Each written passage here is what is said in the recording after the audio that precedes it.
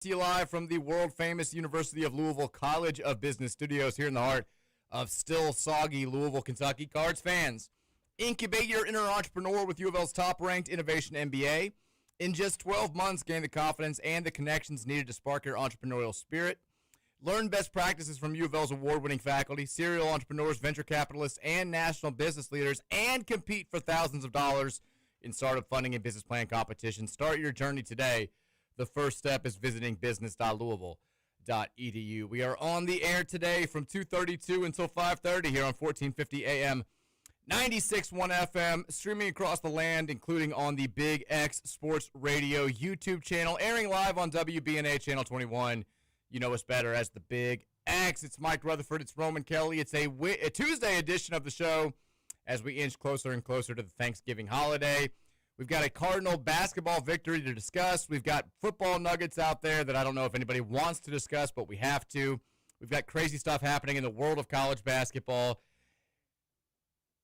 We've got your texts on the Gameday Men's Health text line at 502-414-1450. And most importantly of all, we've got Roman Kelly here producing the absolute hell out of this show per usual. Roman, how are we feeling today, bud? Feeling good. I'm excited for this week because it's obviously Thanksgiving, Louisville basketball against NJIT before we have a lot of tough, difficult games ahead of us, so it feels good to relax and watch us handle business out there. Also, just a lot of good sports on this week, Mike. So it sort of feels like the calm before the storm for us. It does. Yeah, you've got, college basketball, every time you flip on the TV, there's a couple of powerhouses going at it, knocking each other. These are our last two bye games that I think are complete walkovers. We've got one more bye game overall against Montana coming up at the end of next month. Montana's a better team than I think any of the bye opponents we've played so far. And then, like we mentioned yesterday, after tomorrow's game, which, by the way, I didn't think I realized it was 9 o'clock. 9 o'clock on the night before Thanksgiving. Look, probably not going to get a great crowd. The crowd you get there is going to be hammered. Hammered drunk. That Wednesday, Thanksgiving Eve, it's a night of celebration. We're going out. Oh, are you going to the game? Yeah. Oh, you're going to get hammered. It's going to be great. I think it'll be a lively crowd for that NJIT game. But we are, we're easing into the month of December. We're not doing a big feast week tournament. We're taking it easy. We're winning our games. And this is a nice week to just sort of sit back, enjoy the Cards beating up on a couple of overmatched opponents, and watching the carnage of everything around you. It's a relaxing Thanksgiving week. And then, football is not relaxing, but it's also going to happen this weekend. But on the hoops front, I miss being a part of the feast week madness. Not playing in Maui, not playing in Atlantis. We'll be at the Players Era Festival next year. But there is a calming element to it that is a little bit nice. Like, there's just no nerves this week, but also less excitement this week. You've no thoughts on this. I'm excited. I'm excited because I know what's coming, and I'm ready to kind of get there a little bit, but it feels good to know that we're going to get rested up and get right before all of those games. I'm with you there. What'd you guys get into last night? Anything fun? Went to the game. Oh, nice. That was fun. Crowd was great, I thought. Outside of the student section wasn't all that great, but I think very empty student section. Normal for this week of the year. A lot of kids, doing stuff with the fam. Maybe not on campus. Or home, Or home. But it was great. I had a great time. Second half was great. I had a couple buddies in there as well. Got to sit with them for a few minutes, so that was fun. Outside of that, had a buddy in town, came over after the game. Didn't get into it too much, just watching basketball. NBA and NCAA. Great night of both last night. Give me a quick, here's your NBA 30 seconds. What's the big story out of last night, or I guess this week in the NBA? There's a couple right now. I think that the main one out of last night is probably the Pelicans. I mean, not the Pelicans. I'm sorry. The Pistons. Extending their win streak to 13 games. They're now 15-2 in the NBA this season in the Eastern Conference, sitting atop of it. Number 2 team in the NBA behind the Thunder, which is just crazy. And they're doing it playing team basketball and playing hard on both ends of the floor, which you knew they could do with last year's playoff series, but they're really doing it. The Heat are serious and dangerous. They're extremely fast, and they play hard as well. But Jokic is the best player on the planet still. Okay. That was well done. You had like 5 extra seconds if you wanted to talk about it. Are you now buying the Pistons as the second best team? No. No? Okay. They're good, though. playoff team for Still sure. the Nugs. Second round team. All right. All right. Maybe I'm crazy. Maybe they're a conference finals team. I want to get your thoughts on something right off the bat, because this has become the big story in college basketball this week, and we knew it was going to be. By the way, Michigan State's up 42 on East Carolina. Liberty just lost me some money. Liberty lost to Towson. Pat Scary's club. Big time win for them. A lot of people thought Liberty is the best of the non-power conference teams this season. Got beat. Oh, and I had NC State minus 6.5 with it. Look at that, up 8-0. They're up 8-0 right now. They need a bounce-back performance. But let me ask you this. So we knew this was coming. I wrote about it during the summer. A million people wrote about it during the summer. You've got diluted fields in the Maui Invitational, maybe diminished fields in the Maui Invitational and the Battle for Atlantis and all these other tournaments because the Players Era Festival is now attracting the best teams in college basketball. They've got, I think, like 9 ranked teams out of the 18 that are competing this year. They're bringing in 14 more teams next season, including us. We're going to play in that event. And it's Final Four contender versus Final Four contender. And then you look at the Maui Invitational, the only ranked team in that field this year is NC State, who, unfortunately for them, lost in the first game yesterday. The only ranked team in the Battle for Atlantis is Vanderbilt. The rest of that field is atrocious. No disrespect to our Western Kentucky fan listeners, but you got Western Kentucky, Wichita State, a lot of teams that have no real shot to be an at-large team in the NCAA tournament. And I mean, there's no secret about what's happening here. You've got to make money in this day and age to field a competitive roster on a consistent basis. Everybody's looking for new ways to make money. This Players Era Festival, I don't know how it makes money, by the way, but it's giving $1 million to every team that participates. And I think there was a lot of concern last year that sounds like some tree planting stuff. It sounds like it's too good to be true. And there was a good story in The Athletic about it last year. The event goes off without a flaw, but everybody is just kind of waiting to see if they're going to get their checks on December 3rd, which is the day that they were all promised to be paid.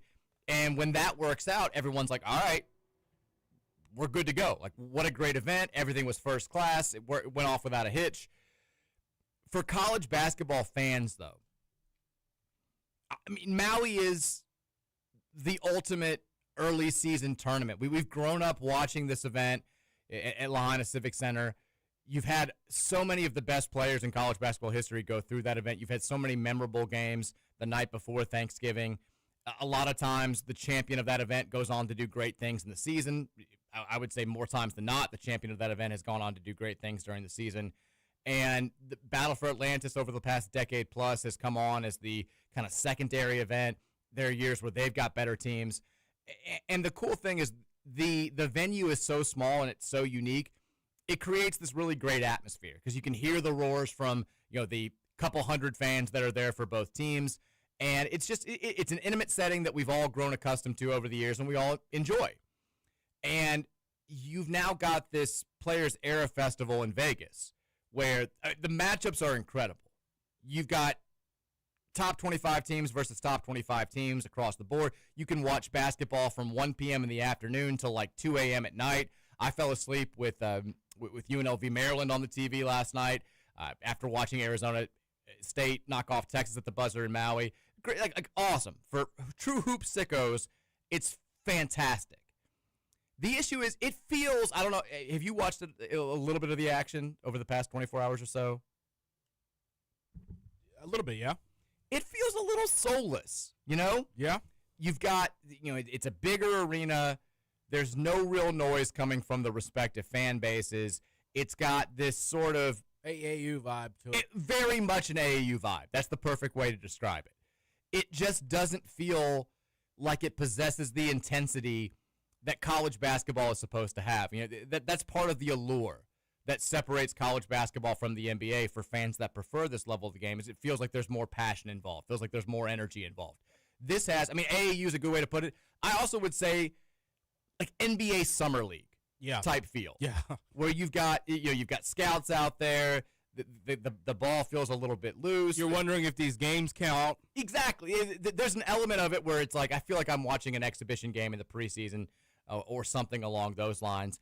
And that sucks for fans that love watching hoop this time of year, and there's no real way to remedy it outside of telling the folks that organize the Maui Invitational and the folks that organize the Battle for Atlantis, like, hey, you need to pony up and pay. Get your money up. Get your money up and pay these teams $1 million to play in your event. Which I mean, it sucks, especially now, considering all that the island of Maui has gone through with the fires a couple of years ago, and that event having to be canceled. I mean, the event got canceled for COVID 2 years in a row because people it's not international travel, but you got to travel off the mainland to get there, and there were concerns there. So they played it in Asheville one of those years, which felt weird, and then they couldn't have it there immediately after the fires. So it feels like this is an event that's just getting back on its feet, and it's happening at a time when sweeping change in college athletics is preventing it from being the type of event that we've all grown accustomed to it being, and where its future is very much in jeopardy. And I'm not trying to lay blame on the organizers of the Players Era Festival or anything like that.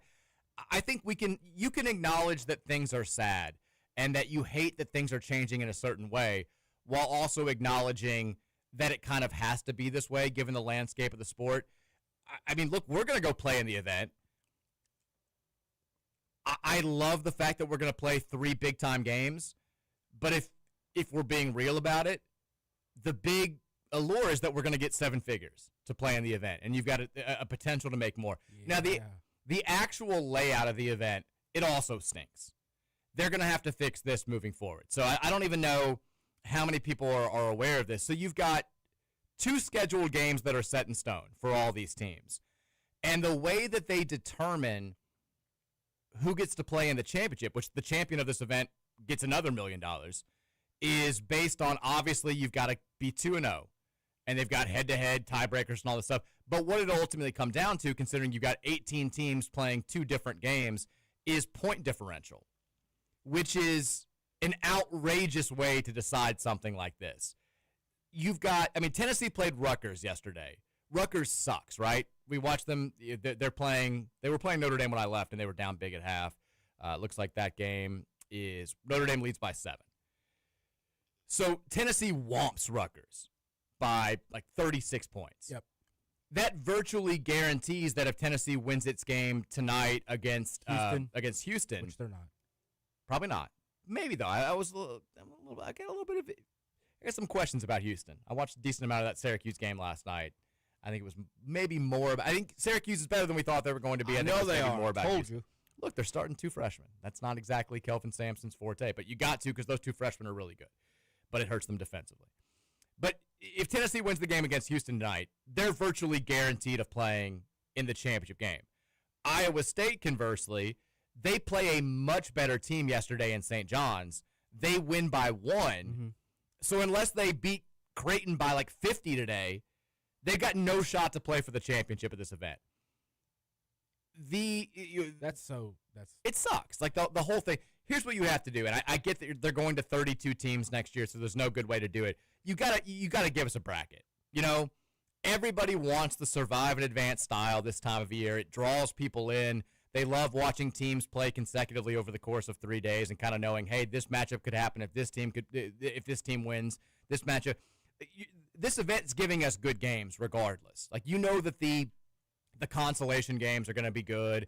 But if you're trying to genuinely crown a champion, you're going to have to crown like 4 champions. You're going to have to split this into 4 8-team mini tournaments with brackets and do it that way. You still got teams that are guaranteed to play 3 quality opponents, but you've got a much easier, much more straightforward, much more fan-friendly way to crown champions. You can't, like, we can't have 32 teams competing next year for 1 championship where it basically comes down to who got the easiest draw, who played the easiest 2 games, and who was able to run the score up in at least one of their games. It's just like that whole thing is silly. But, Roman, I know you didn't kind of grow up like me, living and dying with college basketball from day 1 through the end of the season.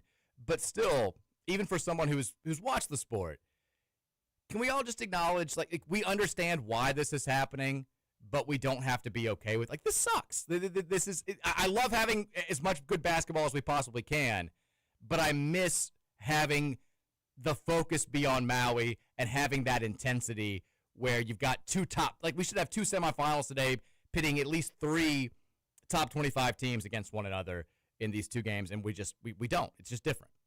It's not right. They need to fix it. I feel like they're going to, though. It's only a matter of time before they realize they can get even more excitement and engagement when they do go bracket. But it's still. I mean, I don't like college basketball teams playing back to back to back early in the season like this. I get it. It's better for TV. It's better for the start of this non-conference slate. But at the same time, it's very Dan Hurley of you. It's also not the safest, I don't think, either. But you get big games. You get big out-of-conference matchups in these kind of tournaments, and they're fun to watch. They're fun to watch these teams and see how accurate the preseason ratings really were and how teams have moved. And sure, the freshmen obviously kind of been pressing as well and getting to see all of them in action early against true talent. I like it. I can't complain. As someone who's so new to it, this is great for me. No, I mean, I'm not complaining about having games on at all hours of all days. I just I hate that it comes at the expense of tournaments like the Maui and the Battle for Atlantis and You're really the Charleston Classic. I didn't realize the Maui was impacting you this much. Oh, I mean, the Maui's a huge deal. Like it's basketball heaven. It used to be kind of the 3rd biggest event of the year behind. You had conference tournaments in the NCAA tournament, and Maui was like the first big showcase. Yeah. And there were years where the Atlantis recently has had better fields, and that's demanded attention. But you also understand another reason why this is happening is the travel costs of going to Maui or the Bahamas are astronomical. Some of these programs were spending like $500K, $750K just to play in this event, and you're not recouping any of that money in that situation. And the travel this is why Rick Pitino, we were on kind of bad terms with Maui Invitational because we canceled at the last second. Pitino hated Maui because when you're on the East Coast, it is a ridiculous travel down there to Maui. And coaches have been talking about for years, you may go down there and win that event, but it takes like 2 weeks for your players to get back to get like recalibrated. We played Michigan after they won the Battle for Atlantis a few years ago in Chris Mack's second season when they were number 1. And they looked like they were just dead in the water. And their coach, he was like, I don't want to make excuses, but yeah, like the travel kind of kills. Now, the trip for East Coast teams to the Bahamas is a lot easier than the trip to Maui is. So that's why I think you're seeing, look at this year's Maui field. It's basically exclusively West Coast teams. And I think that's probably going to be a thing that continues. The Bahamas is a much easier trip for teams that are on the East Coast. But you know what's even easier than the Bahamas? Las Vegas. So you've got easier travel, better games at this point. It sounds like great accommodations. And money. And money. And you're not losing money. You're making 7 figures, which is a huge thing. I encourage everybody, if you have any interest in this whatsoever, to read the story in The Athletic today by Brendan Marks, who I think is fantastic. He was talking about, if you're a college basketball purist or a traditionalist, this has definitely hurt your soul a little bit. But he talked to the guy who founded the Battle for Atlantis in 2011, which at that time was this big, they're shaking up the landscape by getting these teams to go to the Bahamas, and it costs less money and all this stuff. And that was the big allure. But Leah Miller-Tooley, who is the co-CEO of Complete Sports Management and the co-organizer of the Battle for Atlantis, said, these kids are like professional athletes now. They don't care about swimming with dolphins. They want to get paid. And I think that's the best way to put it, because for years and years and years, we've been like, well, you can't put a price tag on the experience of going to Maui. You can't put a price tag on the experience of going to the Bahamas and, going down that crazy slide at the Atlantis Resort. And now it's like, yeah, cool. You can put a price on it. And the price is like $100,000 per player, which is what you're getting by playing in the Players Era Festival. So it's just, we used to think that was the big, these are college kids. They're getting to hang out on the beach on Thanksgiving. And now it's like, these are college kids. They want $50,000 in their pockets. Let's go to Vegas. Let's let them do that. This isn't changing anytime soon, unless the folks that organize these other tournaments start ponying up some money. And I think they will, though. I think they're going to have to. And I think, like, I don't think that they'll get to a point, because I read this whole story, and there are questions in the story about how is this possibly going to be financially feasible moving forward. I read this whole thing. I've read a handful of stories. I've written about the Players Era Festival. I have no idea how it's making money. None. They've got a lucrative TV deal with Turner. I get that. But if they're planning on paying out, 32 teams next year. That's $32 million that you're investing in this event just on the playing fee, right? That doesn't take into account the accommodations. It doesn't take into account the other stuff that you've got to do for an event like this, all the organization, hiring officials. They're going to put $50 million. Are they really going to make more than $50 million off this event on an annual basis? The crowds aren't great. I don't get how it's working. But for right now, it is working. I think that you'll see events like the Maui and the Battle for Atlantis. They'll start paying teams to participate. I don't think it'll be seven figures, but it'll be enough to justify it for coaches who love the experience of going to Maui. Carolina, they have this thing where they've won the national title when they've won the Maui Invitational, I think, every other year. Like it's happened like 4 or 5 times or something along those lines. Michigan State, Gonzaga, they've got direct ties to Maui. I think you'll see some coaches that are like, we'll take a little bit of a financial hit just to play in these events, but you've got to make it at least somewhat worth our while. But the thing that is interesting now is the Players Era Festival is signing these teams to multi-year contracts. We're locked into playing in Vegas for the next 6 years, I think, after starting next season. So even if we wanted to play in Maui, probably not going to happen. The whole thing, it's just a different feel, and I think it's going to take some getting used to, which is fine. We'll talk. We don't have time to start the conversation now, but we will talk after the break about Louisville's win last night over Eastern Michigan. It's weird, though, the setup, and I thought it was interesting, Pat Kelsey talking about it last night. You've got, we're not playing back-to-back games like we will be next season when we go to Vegas, but you are playing Monday, off day Tuesday, and then Wednesday. And Kelsey got asked, is this something that you guys kind of planned out to get yourselves a little bit of NCAA tournament practice? And he straight up said, yeah, it's kind of like a dry run for once you get to tournament time. We like the idea of game wraps up late on Monday. You got to go right back to work on Tuesday. You're getting your scout. You're going through things. You're learning about your personnel. And then you're kind of laying out your game plan in just 24 hours. And then you've got the day on Wednesday to go back and do a little bit of game prep, but also go through your standard game day routine. And he was like, we will use it as a little bit of a trial run for hopefully what we're going to experience in March. And I know what rival fans are saying right now as they're listening to it, so I'm going to give you what you want. This is a coaching staff that has never experienced that. This is a coaching staff that has never had the pleasure of advancing in the NCAA tournament, but also having to, scout 24 hours for an opponent that they weren't even sure who it was going to be. Now, that's the benefit of the way we have it right now. We know exactly who we're going to play. If you're playing on the first Thursday of the NCAA tournament, you don't know who you're going to play if you win on Saturday, so you kind of got to scout multiple teams. But once you do know, you've got 48 hours to prep, if that.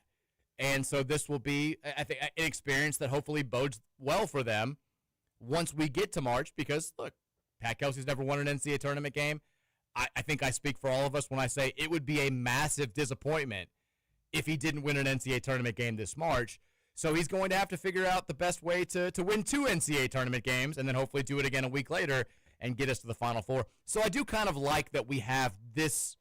I know that Eastern Michigan and NJIT aren't the types of opponents we're probably going to be playing in 3 days in the second or third weekend of March, but it's still an experience that I think will help this team long term. We'll talk about last night's win after the break. We'll break it down. Send your text in at 502-414-1450. It's the Tuesday edition of the Mike Rutherford Show presented by United Mechanical. Rolling on next here on the Big X.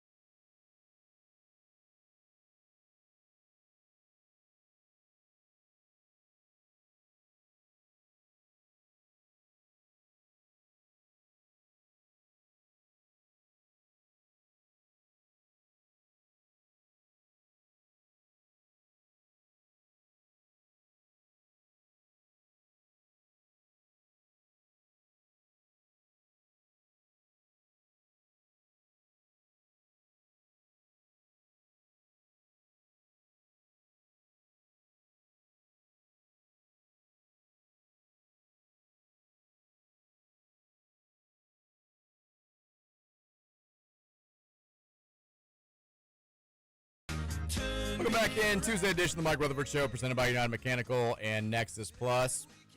Here with Roman Kelly, number one Mark McGrath fan. Loves him. He has celebrated his entire catalog. Big Sugar Ray guy. That's you, right? It is. You love Sugar Ray. I do. He just wants to fly. That's what Roman says on a daily basis here. By the way, how's the early days of the new living arrangement going? Great. We liking the house? Love it. We're feeling good? Feeling great. Painting the bathroom up today. I need to get you a housewarming gift. Gotta get you something. Gotta make something happen. You don't have to do that. I'm going to. What are your all's Thanksgiving plans this year? Are you splitting families? How's it going? Yeah. I do I'll go to her house, go to my family's thing, and then go to the mom's house for a little bit. Now that she's back living in town, got her own spot, so my aunt will come over there to her house and end the night over there, the cousins potentially. So 3 different locations on Thanksgiving Day. And then I want to have like a late night poker night after that. Ooh. At the house. I didn't realize you poked. I poked. Do a little poke. I'm All right. Little Texas Hold'em. A little bit. All right. There was people listening who are my age remember this. There was a period in like 04 through 06 where just everybody played poker. Just World Series of Poker became a huge thing on TV. And we had poker parties all the time. We would play no-limit hold'em tournaments. People would play online poker. And then it kind of took a back seat. Is poker coming back with the young kids? Yeah. Okay, it's a big thing. We've got, our apps and our group chats and stuff. So I want to come play. let's play. I used to be okay. I'm not going to act like I was great. I won a couple of the inner friend tournaments. You know who was randomly very good was Danny. I think just nobody could read him because he does the dumbest stuff ever. But every now and then it's semi-intentional. He was impossible to get a read on. That's how I am. Yeah, I was like, he may be in with 9-6 here. I don't know. He's an idiot. He just does the dumbest stuff ever. But he also may be bluffing. He's got pocket kings. You just don't know. He was very good at this. I have fun playing with the buddies. I don't know if I'd actually have a great time going and playing with randoms for a lot of money, but that's same. $30, $40 buy-in with the guys, or even a little bit more of a serious setup. I have a buddy who hosts in his basement kind of a thing where you spend it all, you can rebuy in again if you want. We have some fun. Love it. We'll invite you. I appreciate it. I would love to play. We've got a game to talk about from last night. Louisville takes care of business against Eastern Michigan. It went about as we thought it was going to. Probably a little bit less high scoring than we thought it was going to. I thought we would get into triple digits. Roman, you didn't, so you were a little bit closer on the final score there. But the Cards control things from start to finish. They win by 41 points, 87-46, the final score there. The shooting early on wasn't great, but we talked about the very obvious things that we wanted to happen yesterday, not seeing the energy level dip from that emotional win over Cincinnati just 3 days earlier. We wanted to see the stars be stars, but we also wanted to see some guys that had been slumping a little bit on offense get it going. Cason Pryor did not play last night because of concussion symptoms. Everybody else, though, I feel like we got what we wanted to out of this game last night. Before I give my spiel, I know you talked about it a little bit on Running with Roman, but give me your primary takeaways from last night's win over the Eagles. Yeah, that basically one of the main things we wanted to see was the defensive intensity, not let up, going up against an opponent like this, and I thought it didn't. I thought even with a struggling shooting start to this game, we still, for the most part, were pretty cutthroat defensively. You saw an uptick of energy when our guys on the bench, Kadai, Kobe came in, Woolley as well. They're all really energetic defenders, and they just changed the game with the way that they play. Slow start to start the game off, obviously, which you don't like to see that 2 games in a row, especially when you're going up against an opponent who shouldn't be able to guard you quite like Cincinnati could. Settling for a couple of jumpers in the beginning, I felt like Mike Hill not seeming like he really wanted to get downhill all that much compared to what you saw in the second half of the Cincinnati game, right? It felt like we missed good shots, though, for the most part. That was true. There was a couple good misses, some open misses, some shots that just weren't falling in the fluidity of the offense. That being said, when multiple threes aren't going down in the beginning of a game, we start getting to the basket, fellas. Yeah. Like to see that a little bit sooner in the first half than we had it. But then, of course, the threes start going down as well with McNeely. And that was the game, really. Just really intense defense. We played great in transition. The half court was a bit, I don't want to say lackadaisical, but just a certain level of intensity that we weren't necessarily having at every aspect of the game, I felt like. Which there was a stretch, I think, with like the last two segments of the first half where we kind of started sleepwalking a little bit, where it was, we're once we got that lead, and it was, okay, we've established that we're the superior team, we're up by double digits, we can kind of coast a little bit here, which is exactly what you don't want to see in a game like that. But I think Kelsey snapped them out of it. But besides that, agree or disagree, I thought the intensity given the situation of the game last night, we know they're an overmatched team, we know we played an emotional game on Friday, I still was happy with how hard they played outside of that one stretch. Definitely. 100%. I liked what I saw from a lot. I mean, as Zugris came in, obviously his family's watching, so he's trying to show out a little bit, Mike. Get his ass ripped in front of his entire family. He did. I still don't know. He kept staring back at him. He was furious. He kept just looking back over at him too, which I was like, "Jeez." I don't know what happened. I'm on Zoo's side though. That's all I know. Something to a referee. Well, yeah, that's what it looked like. He was mad. The guy had like kind of hooked him and pulled him down to the ground, and they called a double foul. Zugris was like, I didn't do anything. This guy just yanked me to the ground, and he kind of wouldn't let it go, and he got to Randy Ayers, and Ayers is not the guy to get chippy with, and he teed him up, and Kelsey kind of lost it. I was like, it's a tough look in front of your entire family that just came over from Greece. But the effort level, the energy level was great from him all night. Yeah, for sure. Felt like he could have played a little bit more, which I have a bone to pick with Pat Kelsey from last year, carrying over into this year. What's that? Well, why are our starters in with 3 minutes left and we're up 38? You do hate that. You're not wrong. I think he still wants them to learn things. Kelsey, he always will, even when he brings the walk-ons on, he'll leave a starter in. Cool, we've got 3 of them. Leave Kobe on, leave Kanai on. Leave Zugris on and leave Kobe Rogers on. Get them to bring the ball up court. You've also got a couple of good defenders if they want to try to attack. You're not just 5 liabilities out there. Just let Cole run the show. The kid's automatic from the outside. He can do whatever he wants. Eastern Michigan was already playing a very handsy game with us. They were. You already saw Ryan Conwell have what happened to him. Sonny Frew got banged up too, right? Michael did too. Michael had that ankle. Why are they still playing? There was a part of me last night that was very much on your side. I get you want to show you get the job done against opponents that you should be getting the job done. Does the risk outweigh the reward when you get to that? You're up 30. You're up 35 now. You're up 36 now. Yeah. Do you need to be up 41, right? Or is what happens when somebody rolls an ankle and they're out 2 weeks and you costed 2 weeks of a different type of offense we have to run, less defender we have now because you want to put it on a team at the very end? Yeah, the risk does not outweigh the reward when you didn't duck the smoke. You went and did what you need to do with your non-con scheduling to, I'm not going to say negate what the ACC looks like, but to give yourself the opportunity to not have to rely on the ACC. That means you can kind of have a cushion here. You can win this game by 32 instead of 41, if that means ensuring your starters and your lottery pick doesn't potentially get banged up from a team that's way too handsy for being down 40. I think it's a fair point. I think it's especially true when you look at what we've got on tap for December coming up, where you're playing Arkansas, Indiana, Memphis, and Tennessee in consecutive games. You're going to ask a lot of guys to play a lot of minutes in those games, and they're going to be physical. They're going to be emotional games. We're going to be drained, and we're doing traveling. We're at Arkansas. We're playing Indiana in Indianapolis. We're at Tennessee. It's going to be a lot of shuttling back and forth. I know it's not terrible travel, but it's still a lot. It's more than this team is used to.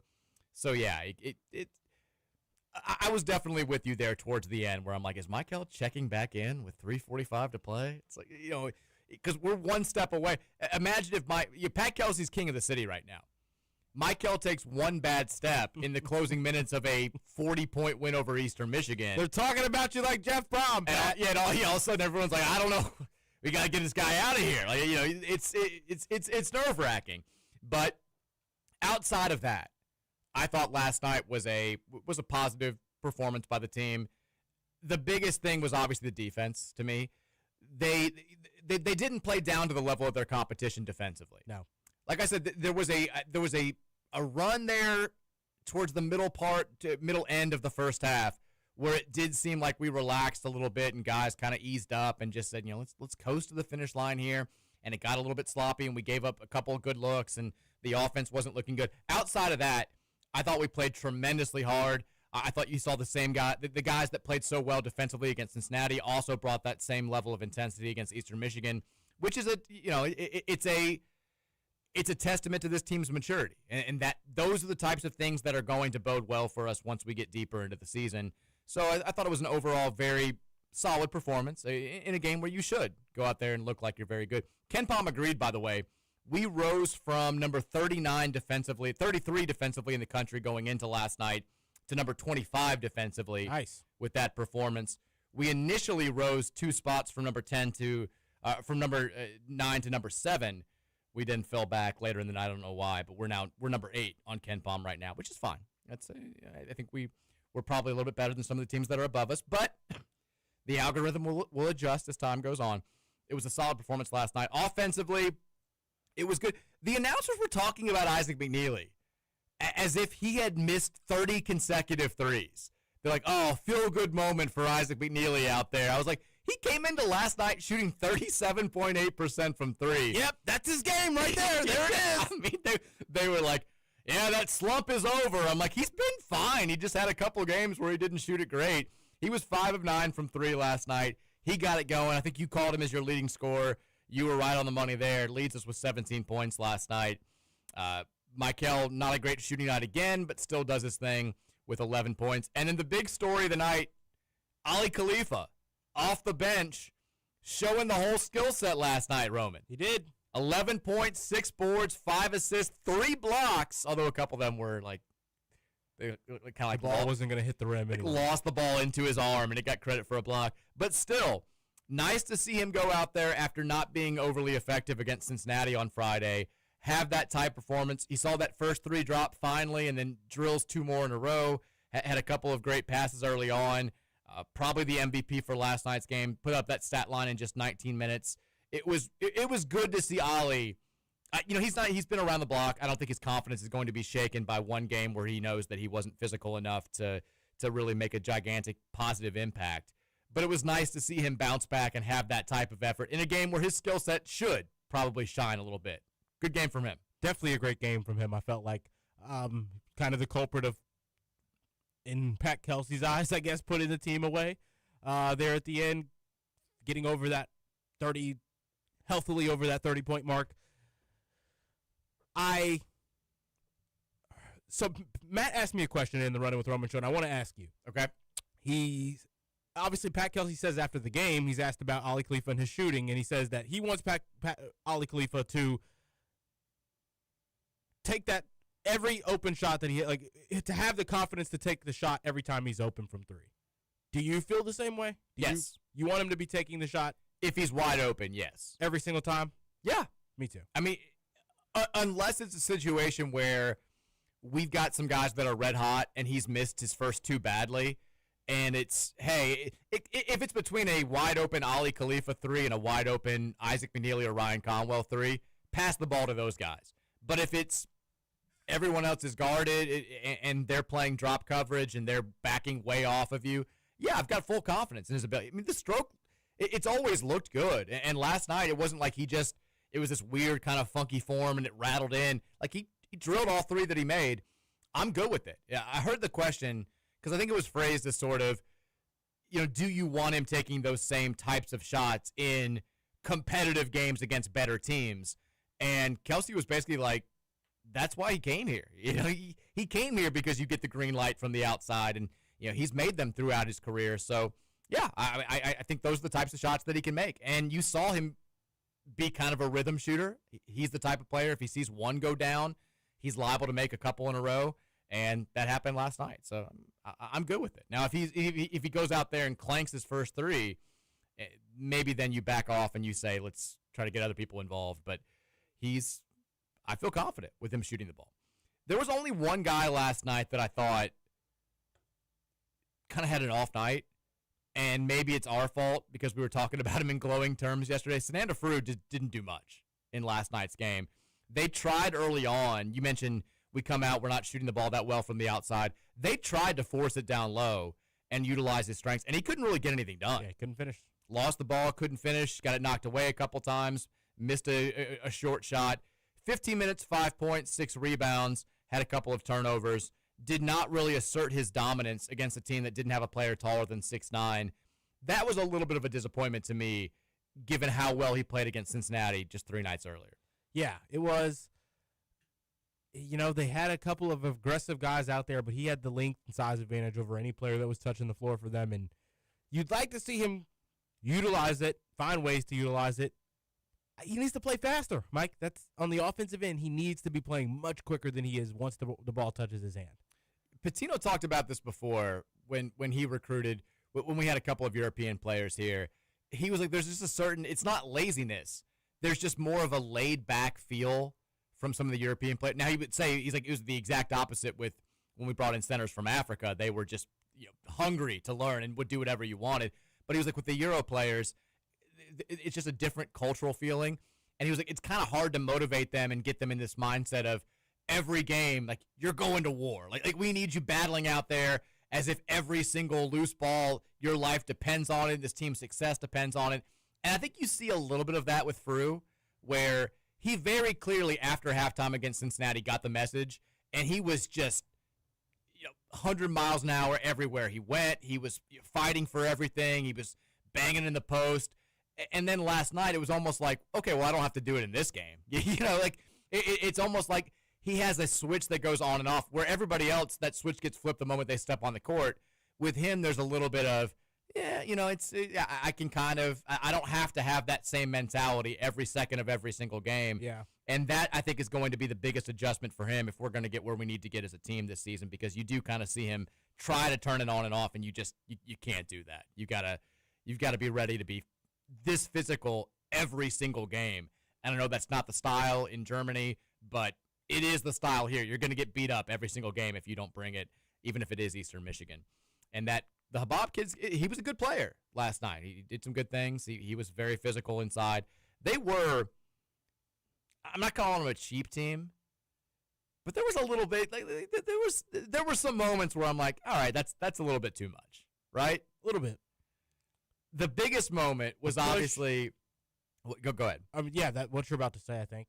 Well, no, I was going to say the biggest moment was the Addison Patterson getting into it with Michael Brown, where he fouls him and then he blocks his shot. And then he shoves him. And then he's on the ground and he's like yelling at him.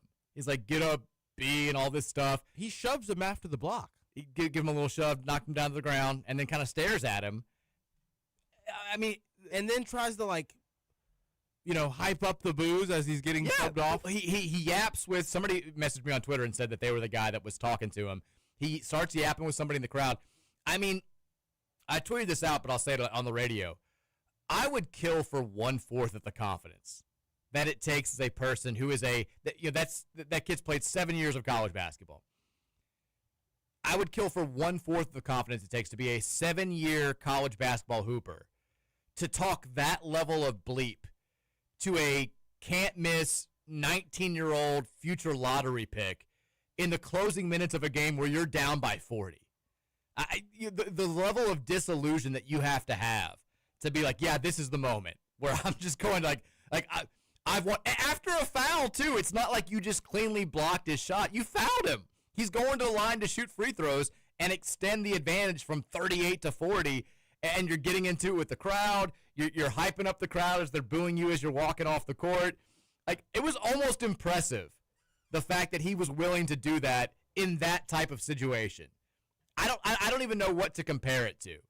It would be like if I was trying to talk smack to who's the most popular radio show host right now in the world, the Pardon My Take guys. If I was like, you guys suck, your podcast sucks, nobody even listens to it, and it's on a podcast where I've got 13 listeners going right then.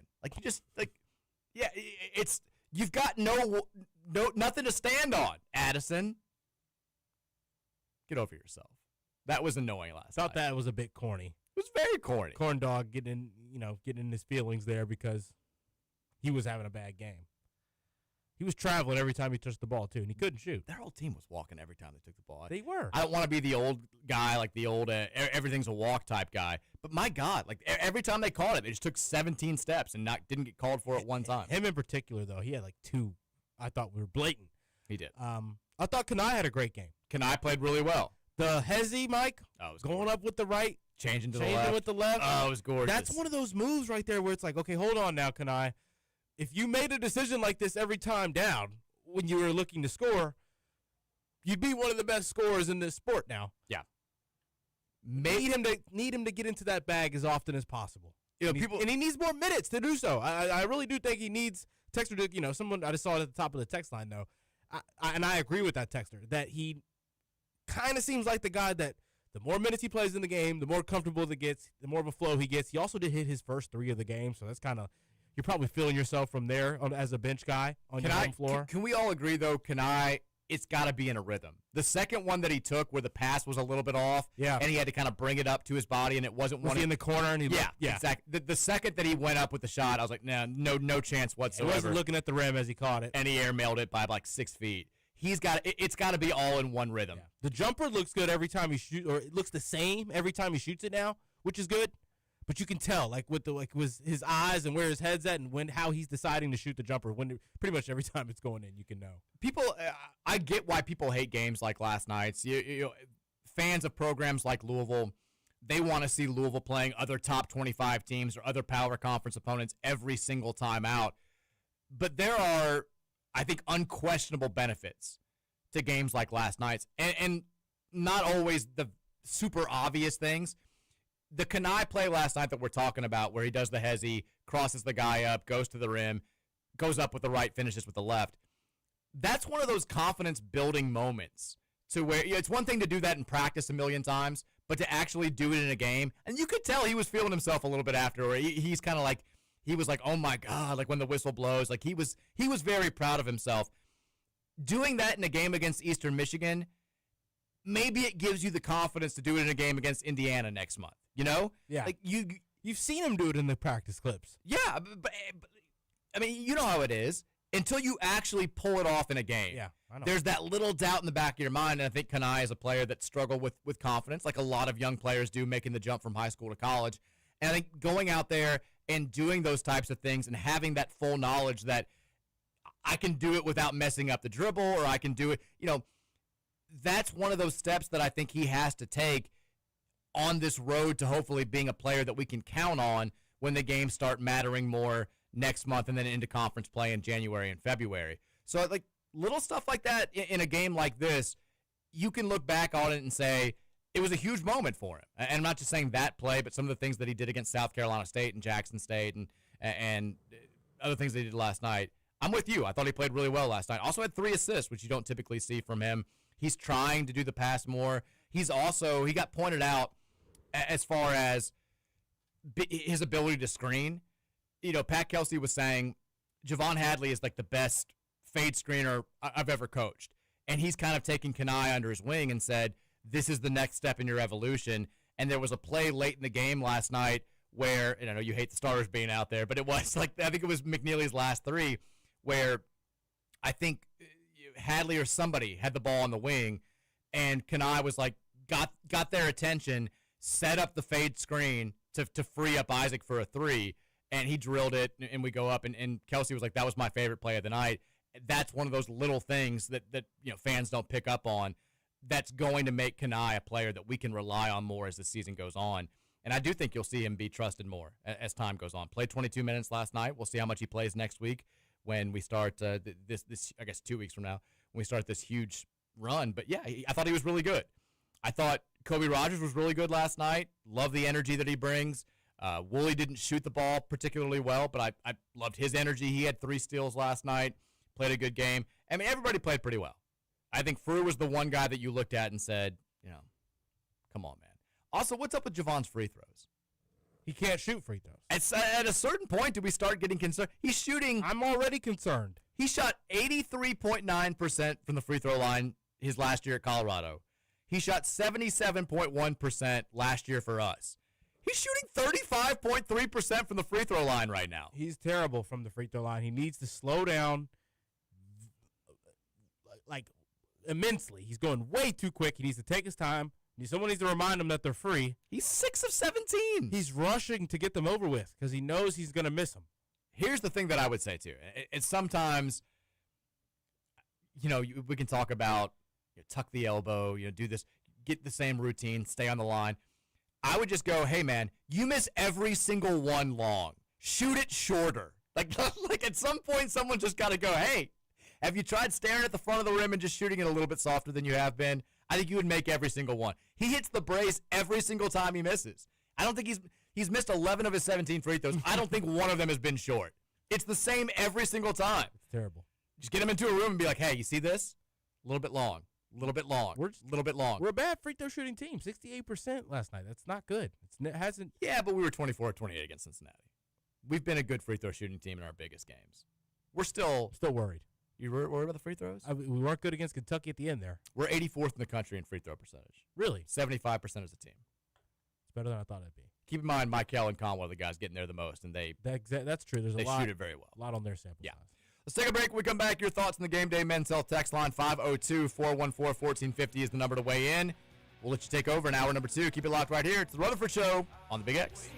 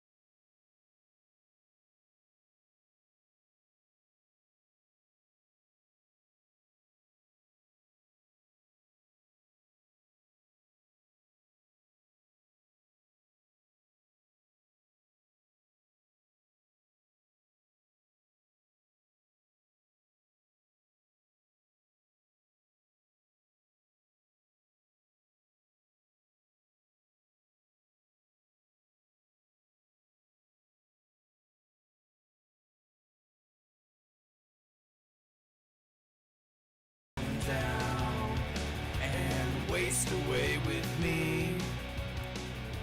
From you, big Foo Fighters guy. They're all right, but not really. I enjoy the Foo. Hour number 2 with the Foo here on 1450 and 96.1 Big X Sports Radio. Hey, who's ready to stretch that Christmas budget and still give great gifts? Me. Roman is. Right now at shoppingkentuckiana.com. You can grab half-price gift certificates to some of your favorite local spots. We're talking Malibu Jack's, Parlor Pizza, Five Iron Golf, Louisville, and many, many more. Imagine giving someone a $100 gift card, but only having to pay $50 for that, or $40 gift card that you just paid $20 for, and so forth and so on. That's the kind of Christmas math that everyone loves, even on the Rutherford Show, where we famously don't do math. They're perfect. These are perfect stocking stuffers for family fun, or even maybe just a little treat for yourself. Don't wait, though. The best deals always disappear fast. Go to shoppingkentuckiana.com and grab your half-price Christmas deals before they're all gone. That's shoppingkentuckiana.com. Roman, are you ready for your feel-good going into Thanksgiving week story of the day? Yes. This is not a feel-good story. It's actually incredibly creepy, but I'm going to tell it anyway. There was a unemployed man in, I believe this is in New York, who impersonated his dead mother to collect thousands of euros. Well, I guess it was not in New York. It's in Europe. To collect thousands of euros for a year from her pension in what Italian authorities have dubbed a Mrs. Doubtfire scandal. Roman, are you familiar with Mrs. Doubtfire? No. Okay, basically, real quick. Robin Williams, his wife get a divorce. He still wants to see his kids. His wife is looking to hire a maid. He dresses up like a woman named Mrs. Doubtfire. Oh, I've seen that. Becomes the maid. Becomes the nanny for the kids. And then at the end of the movie, they realize it's him. Somehow they're not horrified, and it's like it's okay. So this is the Mrs. Doubtfire scandal. The 56-year-old man has not been identified, but he carried out the ruse after his mom died 3 years ago as he concealed her mummified corpse at their family home. There's a picture of him dressing up like the mom, by the way. He's got like legitimate facial hair that you can see, and somehow people didn't catch on to this. The con artist's mom, Graziella Deoglio, passed away. I'm not pronouncing that correctly. There's zero chance. Passed away at 82 years old. Her son never reported her death. He instead stuffed her corpse in a sleeping bag and stashed it in the laundry room at their home. By the time authorities found Deoglio, her body had mummified, according to reports. While this was happening, her son meticulously impersonated each detail of his mother down to her makeup and continued to cash her pension. He was even able to renew her identity card at a government office on the outskirts of Mantua after her death. With his mother's pension and a property portfolio of 3 houses, the son was able to pocket roughly $61,000 annually.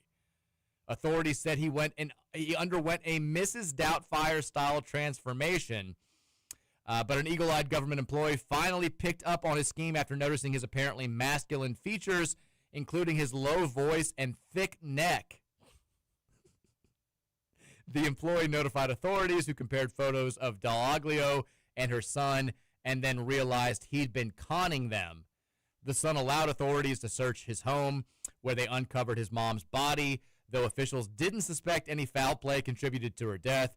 She probably died of natural causes, but an official autopsy has not concluded yet. The son is now being investigated for illegally concealing a body and benefit fraud, although it's not immediately clear if he was arrested.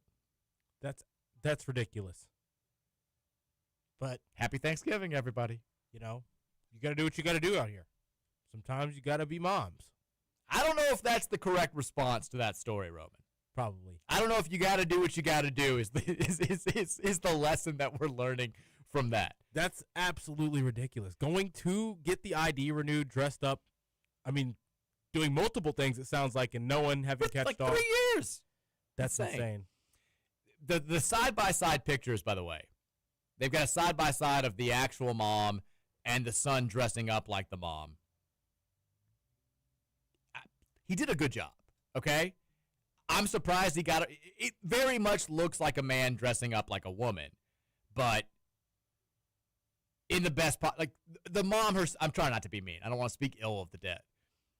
The mom looked a little bit masculine towards the end of her life. She's got kind of the short grandma, curly, like fro head hair. He did a good, he kind of looks like Dan Dockett dressing up like a woman. That's what he sort of looks like. I'm surprised he was able to pull it off, but if he put this much effort into going out there and actually getting a job, I fully believe he could have found something that would pay him at least $61,000 a year. I guess this was easier. That's a lot of effort and law breaking to. Ton of effort. Use the same makeup. Bought the same makeup his mom used to use. Nuts. And also, like, how old was he, did he say? 56? 56, no wife, no kids, living with moms. I can't imagine he's got a wife or kids. People who have wife and kids aren't dressing up like their dead 82-year-old mom. It's almost kind of like not surprising if that was his life, that he just didn't report it and wanted to go get the benefits from mom. That's all he's always had, I'm sure. The list of people that allow their parents' bodies to mummify in their basement are typically not normal. There aren't a lot of people out there where you have that happen and they're like, oh, he's just a normal person, just great guy. Just a mama's boy. This actually this happened in my parents' neighborhood like 20 years ago or so, 15, 20 years ago, where someone it was like an adult that had a very close relationship with their mom. The mom died, and the mom had been like in the house for months when they finally figured out what was going on. Creepy. Quick update here on a lighter note on the basketball that's happening right now. Iowa State, despite playing without Tamin Lipsey, they lead Creighton 67-50. Creighton stinks. Oh, he got hurt last night, didn't he? He did. Not playing in today's game. They're hopeful he can return tomorrow. I mean, yeah, Creighton's weak. Creighton is not good. They got this one player though. He's not the kid that lit us up. He got hurt, I believe, too. Jackson McAndrew got hurt. He's out for the season. But they got one more kid who's all right. Outside of that, Owen Freeman. Yeah, that's it. Number 10.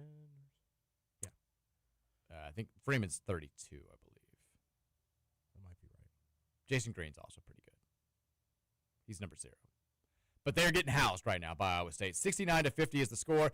Halftime in the Maui Invitational Consolation Bracket. NC State looking to avoid what would be a pretty catastrophic 0-2 start in the Maui.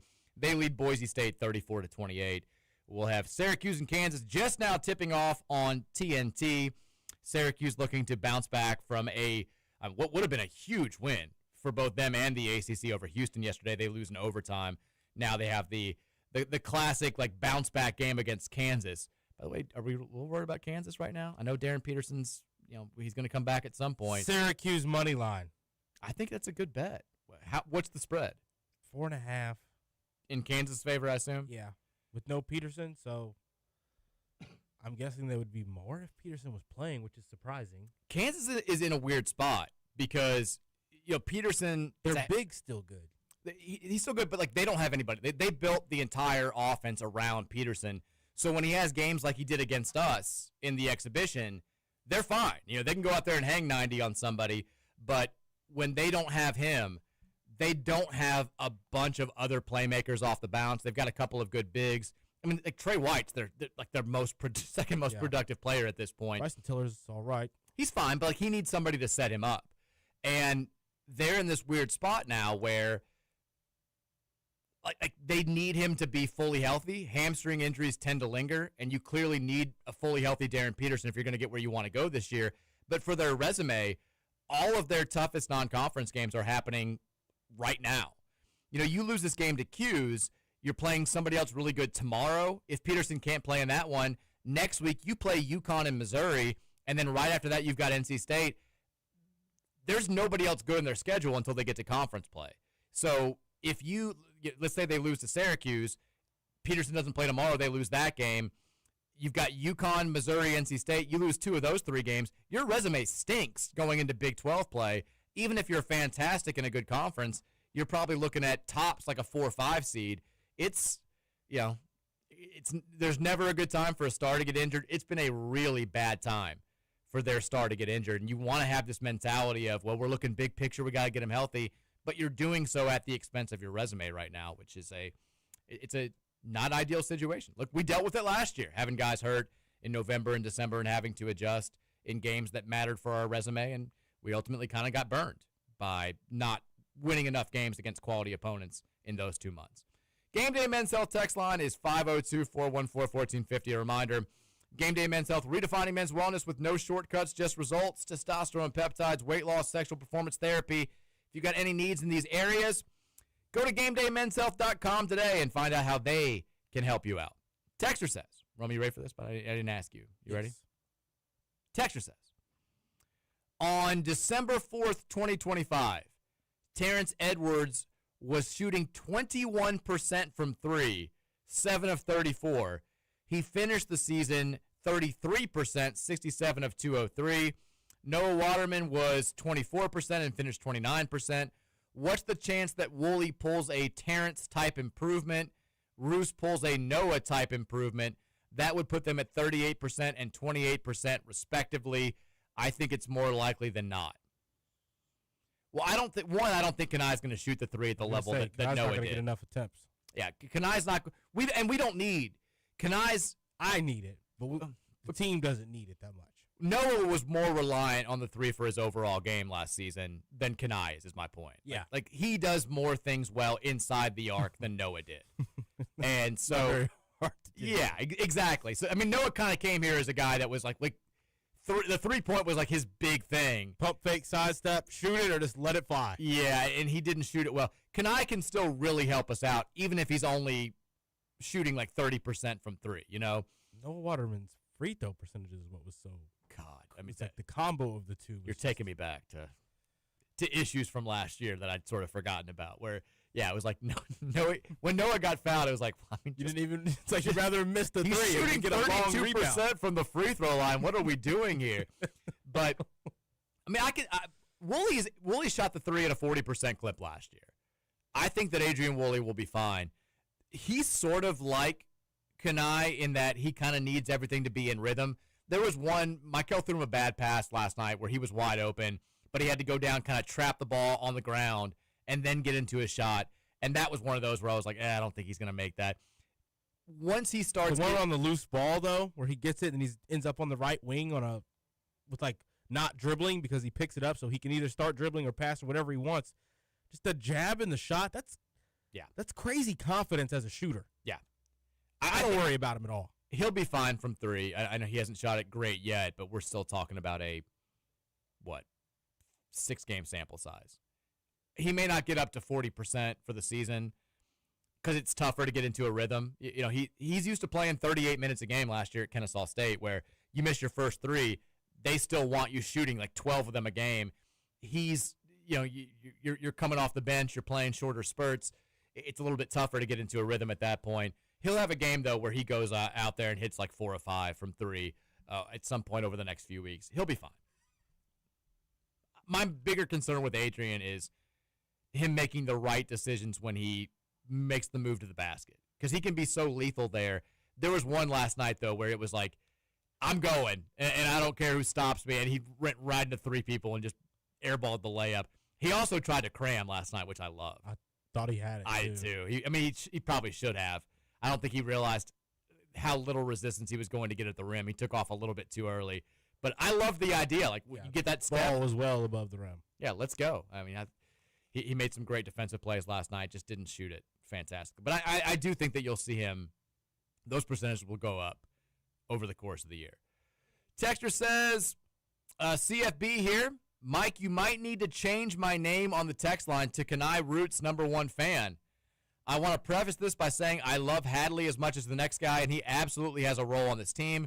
But I'm planting my flag on the hill that Kanai at the 4 spot is the quickest way this team reaches its ceiling. He makes this team better in every aspect of the game, especially if teams have to respect his outside shot, which he appears more than capable when left open. This team takes a big step up defensively when he's on the floor, both in rebounding and his ability to essentially guard 1 through 5. He made life hard for Baba Miller and gave Habab fits all night when guarding him one-on-one. Kanai is who you want on Caleb Wilson. Kanai is who you want on Cam Boozer. I agree. I'm really hoping he develops a role as important as freshman Trez did on the title team. I think he's that impactful. I'll let you respond to that, because you're a Kanai fan #1 on the show. Yeah, I mean, defensively, off the ball, on both ends of the floor, and just his understanding, his feel for the game and the system now, I think has proven that he can be out there playing just as many minutes as anybody out there, I think.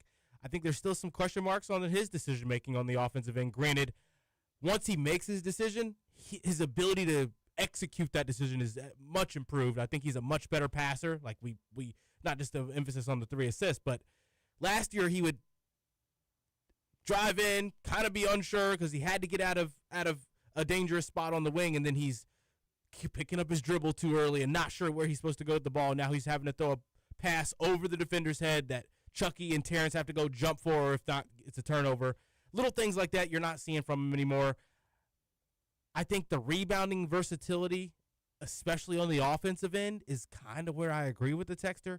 But just the screening, where you're supposed to be in the offense, off the ball, where you're supposed to be, like as that fourth spot, as that dunker spot, Javon Hadley's kind of figured it out more so than Kenai has. Kenai still kind of feeling like he's figured it out on the perimeter. There's still some things he's got to figure out within the system down low, I think. I think this is one of those takes that not really at the moment, but slowly here in the next month or so could start being the case if he continues to get good minutes. We talked about this, I think, during the summer, where we acknowledged a world where, there was no doubt that Javon Hadley was going to start the season at the 4. When he announced that he was coming back, you knew who was going to be captain, you knew who was going to be your starting 4, but that maybe there was a world where Kenai took such a step forward that by the time we got to the end of conference play, he was the guy that was playing the most minutes at the 4. He was maybe the guy that was stepping up and starting at the 4, or maybe it was going to be Kaysen Pryor if he got fully healthy and evolved to be the player that we were hoping he was going to be last year before the injury. I think that world still exists. Like I think we've seen Kenai definitely show improvement from where he was a year ago. I think we've seen him show some improvement actually in season. And if that improvement continues and that confidence continues to build, I can see a world where he's playing more minutes at the 4 than Javon when we get to the NCAA tournament. I think Javon would be fine with that. I think he's a consummate teammate. Maybe that gives us the better opportunity to make a deep run in March. I agree with the texter, too. He is the guy that you want on a player like Caleb Wilson. He is a guy. So, like everybody else, I love Boozer's game.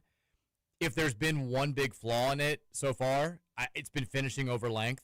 He's only 6'9" out there. He's struggled a little bit when you've had really long, capable shot blockers on him. That clearly is not Javon Hadley. It can be Kenai Roots. So when we play him, I feel like that's a game where you've got to have Kenai out there 22-plus minutes and maybe a little bit less of Javon, sort of like the Cincinnati game last week, or maybe some combination of Kenai and Kaysen in those games. Because, he's a much better matchup for those guys than Javon Hadley is. Texture says... It's also because Javon's not a 4. He's not. He's playing out of position. He's doing the best he can. McNeely's kind of playing out of position, too. Fully off-ball wing player, so he's getting to play that 3 role. Yeah. He's a shooting guard, though. Texas, hey guys, Chelsea fan here. Couple things. First, Roman, I can't wait to watch Chelsea give Barca this belt to ass today. Yeah, they're up 1-0. Ooh. Gonna show the Spaniards how real ball is played. Hashtag up the Chels. Can't find the game. Sorry. Second, I was wrong about the guy who I thought played for Cincinnati the other day. Isla Vinul plays for NJIT.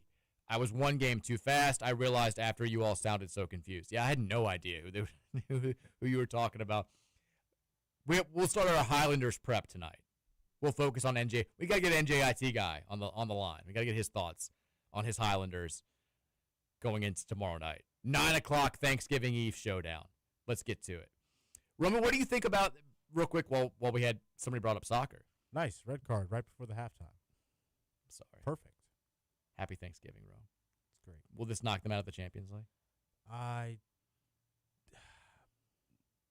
No. I don't know. Okay. Did you see the World Cup pots that are out? Yes. So the draw's going down December 5th. We're in pot 1 because we're hosting. Yep. Which is nice. I'm calling it right now. So Italy has to do like the qualification thing, the international playoffs or whatever it is. We're going to get them in pot 4. We're going to get screwed somehow. I'm still calling it. We're going to get pot 4 Italy, and it's going to be a disaster. Italy, they're beatable. But still, we shouldn't have to play them as a pot 4 team. We shouldn't. But they're not the same Italy. I'm looking at pot 2 because that's the biggest contender that you're going to draw from. I think I want Australia. Yeah. The Socceroos. They're always a fun story. I always root for them. I feel like they're a lot weaker than the likes of like Uruguay, Colombia, Japan, Switzerland. We could take Korea. We'll take out Korea. We're in good shape. I'm excited for the draw, though. I'm ready to get fully into World Cup. We're winning this thing, Roman. It's happening. This is the time. It's the time. No better time than right now. Pochettino, 5-game not losing streak to end the year. We're good. Everyone, I saw Pulisic had a big goal for Inter Milan the other day. We're everything's firing now. We're good to go. Texas, do you have any scoop on Conwella and Frew? I think you mean Conwell. I know RC came back in the game, but he didn't look right and was favoring his right shoulder. Frew looked super dazed after the hard fall, so I was shocked to see him come back in. Any insight is needed here to calm me down, Mike. I was with you on Frew. Did you see that? I thought he looked, I thought he looked concussed. I was surprised that he came back in the game to start the second half. I sort of assumed once he came out that we weren't going to see him again, and he didn't look right when he was playing. But I mean, it's happened already once this season where Javon Hadley apparently got concussed in the game. He went through protocol. It seemed like everything was fine, and then he started having symptoms the next day, and that led to being him being held out of that game against South Carolina State before he played against UK. I think Ryan Conwell is okay. I know he had like a heat pack on the right shoulder. That was kind of I don't want to call it a dirty play, but you know what I'm talking about. It was a loose ball. I can't remember it. So Conwell was trying. He got a steal. He was trying to start a break the other way, and then he lost the ball and was chasing after it. And the Ohio kid stopped and sort of tried to take a charge, kind of put himself in I'm taking a charge position. Okay. And Conwell just he's going after the ball, just barrels straight into him, drills his shoulder. I mean, you can't. It's not going to be. They're not going to give you an offensive foul call when the ball's not being possessed.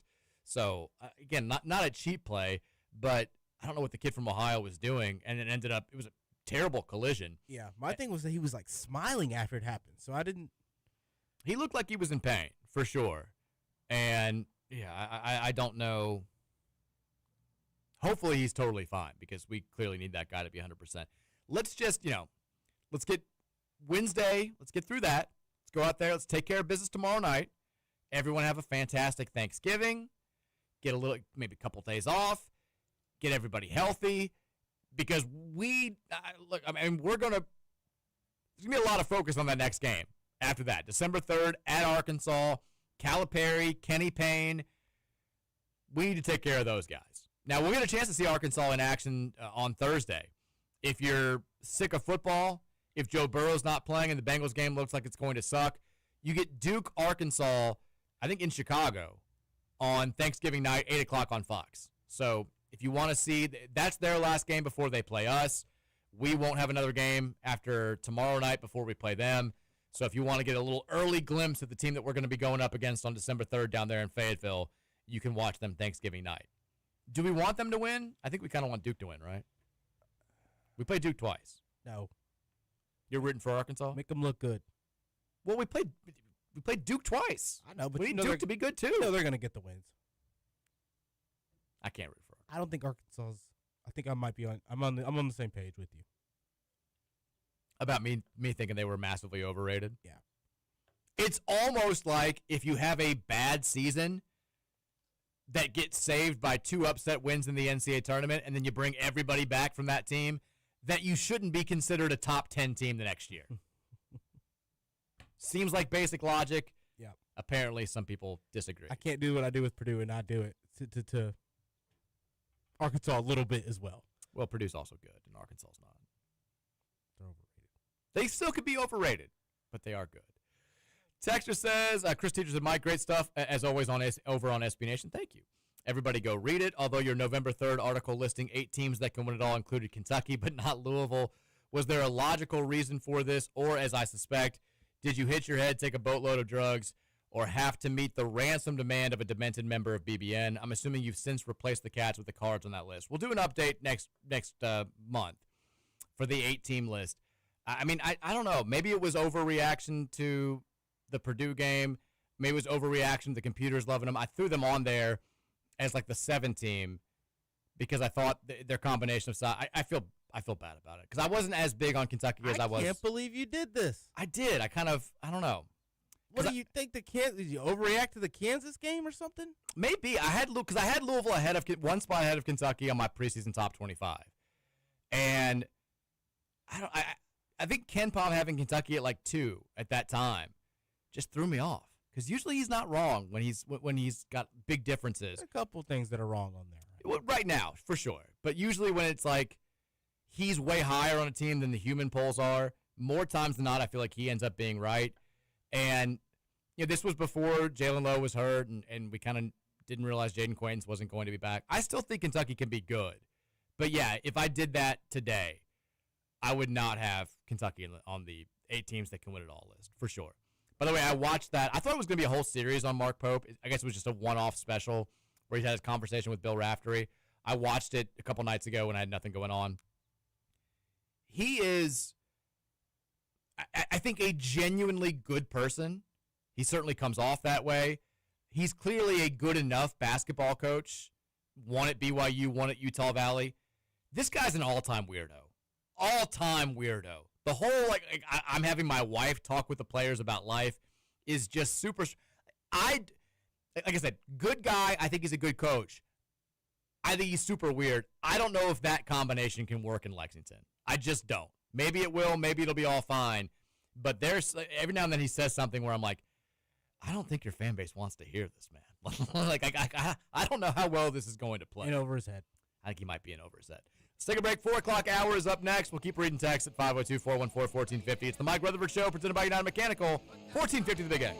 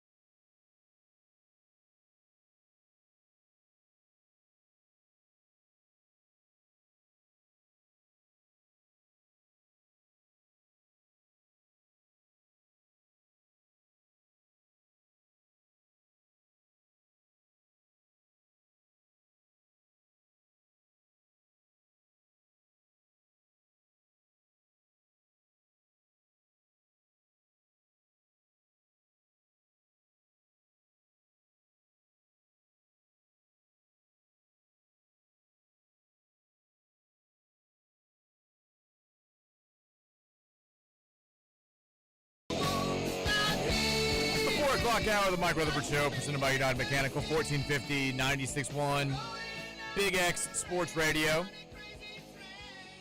Reminder, if you've been hurt in an accident or on the job and you're looking for the proper compensation to get yourself back on your feet, the Collier Law Firm has you covered. They've also got your back, not your wallet, which is why their attorney fees start at just 25%. A big firm is going to make you sign a contract that's going to put 45, 50% of your recovery money back into the firm's pocket. At the Collier Law Firm, they don't want that to happen because they want you back on your feet as quickly as humanly possible. Hit them up today at 502-736-8141. You can also visit them online at collierlawfirm.com. That's C-O-L-Y-E-R lawfirm.com. Hurt in an accident, hurt on the job, Collier Law Firm. We'll get back to the Game Day Menzel text line here in a second. But first, Roman, are you ready? Overreaction? For a little overreaction, proper reaction. Been ready for a couple hours now. Let's do it. It's game time. Let's go. Now we're going to a little college basketball. I was trying to form one for you today. Okay. I might have an NFL one for you. All right. I was going to say, I've got a little college basketball, a little college football, a little NFL. Ooh. I'm ready. We're all over the place. I'm going to start with the big one, though, and it's local, and it's Louisville-themed. Proper reaction, overreaction. Jeff Brom taking Louisville to the ACC championship in his first year will wind up being the only time Jeff Brom takes Louisville to the ACC championship. Proper reaction, overreaction. Overreaction. Okay. I think that he's already showcased that when his team is playing their best football, they can be the best team in the ACC. They've shown flashes of that in each of every year now, I think. Just when you look at the offensive statistical numbers from last season in the ACC, it's only a matter of time of him putting it all together, putting Ron English, being on the same page with his defense, together with the right quarterback, together with, I don't want to say the word culture, but all of the little stuff that has needed to be worked on also being put together. That's the penalties, the small stuff, the recruiting stuff, the off-field stuff, the dead ball stuff. Maybe that's also off-field, but let's just call it all the dead ball stuff needs to get fixed and be addressed like an elite program addresses those things. I think if you have already gotten to the ACC title game, having not had all three of those categories at a, 8 out of 10 level at least, you still got there. You've still been on path for having maybe gotten there, only having 2 out of 3 in each of the seasons. So that's kind of where I'm at. I think that it's still possible. One other thing, though, is I keep seeing a lot of stuff saying he's gone, though, Mike. People really think that he's potentially leaving now. I don't. But I don't know anything. I mean, what do I know? I'm just a young guy. You're a co-host here. You're just a producer. That's all I am. I notice things. I am a noticer as well. People are saying they think he's gone. They are. I'm not seeing as much of that. I'm seeing more than I thought I would see of that. Yeah, I mean, I guess it's maybe just a common response to the way the team has played the last few weeks and seeing some decommitments out there. These guys decommitting because they know something we don't. That's not what's happening. That's the Karsten Bush thing. I think it stinks to high hell. I hate the way that it's happened, but essentially another local-ish school offered him money that he thought he was worth. Louisville, I guess, disagreed as far as the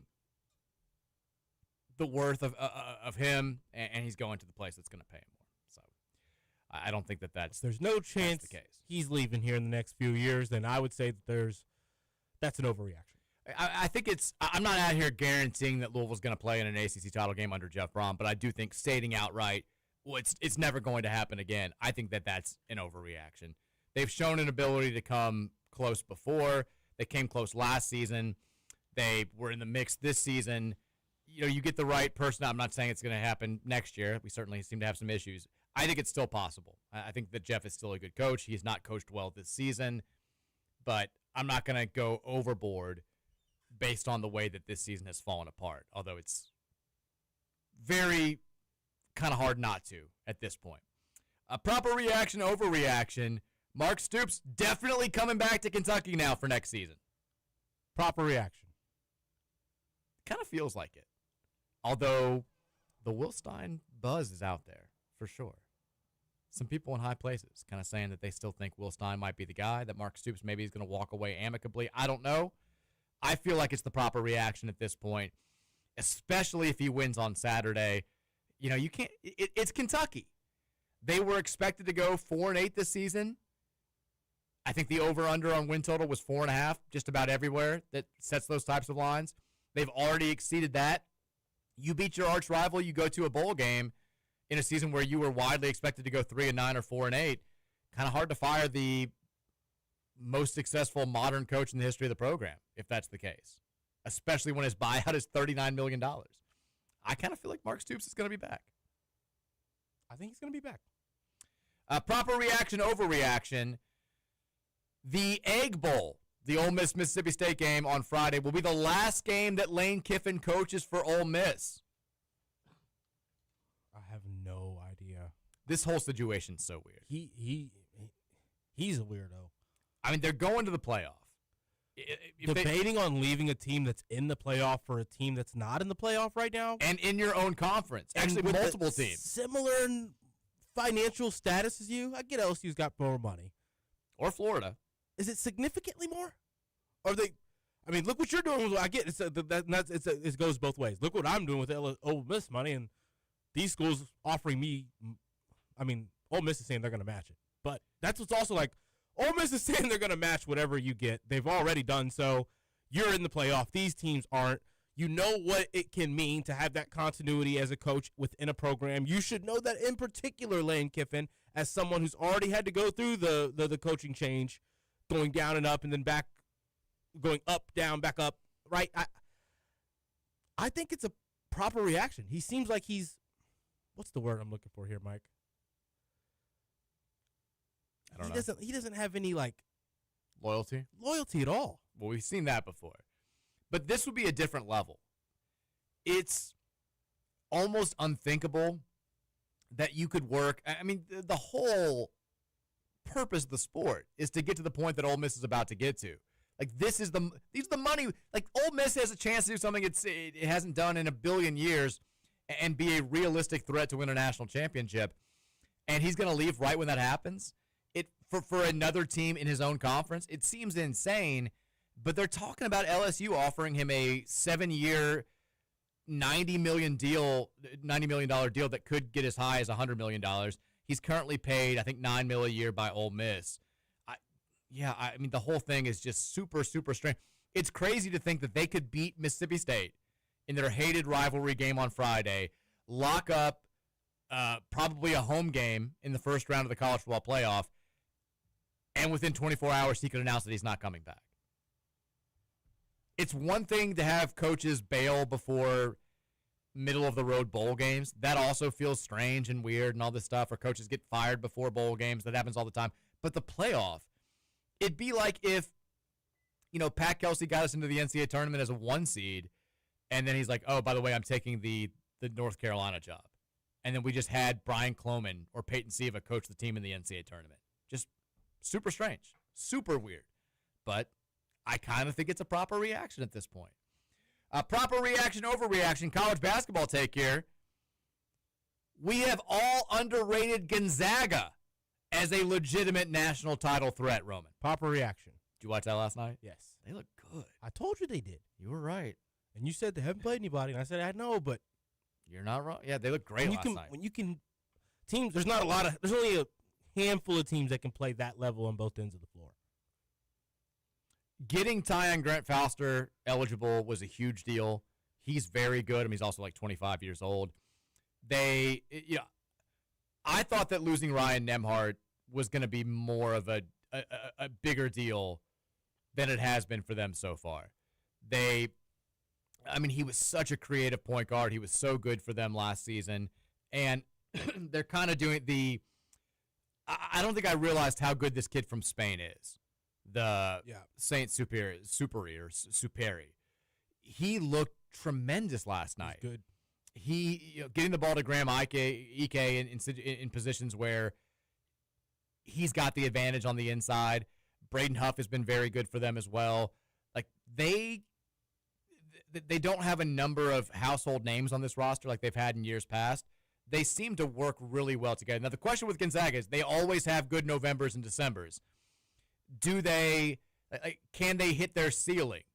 How high can their ceiling be once they get to March? Can they get that much better over the course of January and February, especially when they're playing in the West Coast Conference, which doesn't have power conference talent that you're going up against on a night-to-night basis. But they looked awfully good last night. By the way, I made one bet last night. Bama got down by 9 early in the second half, and I took them live, I think, plus 8.5. Came right back. They came right back and tied out. Like, this is the easiest money I've ever made in my entire life. And then I look up at the end of the game, and I was like, no. But I was so impressed with Gonzaga that I almost didn't care about the bet. I liked watching them play. Now, they have another game tonight against a quality quality-ish opponent in Maryland. And then they'll play whoever they're going to play in the final game on Wednesday.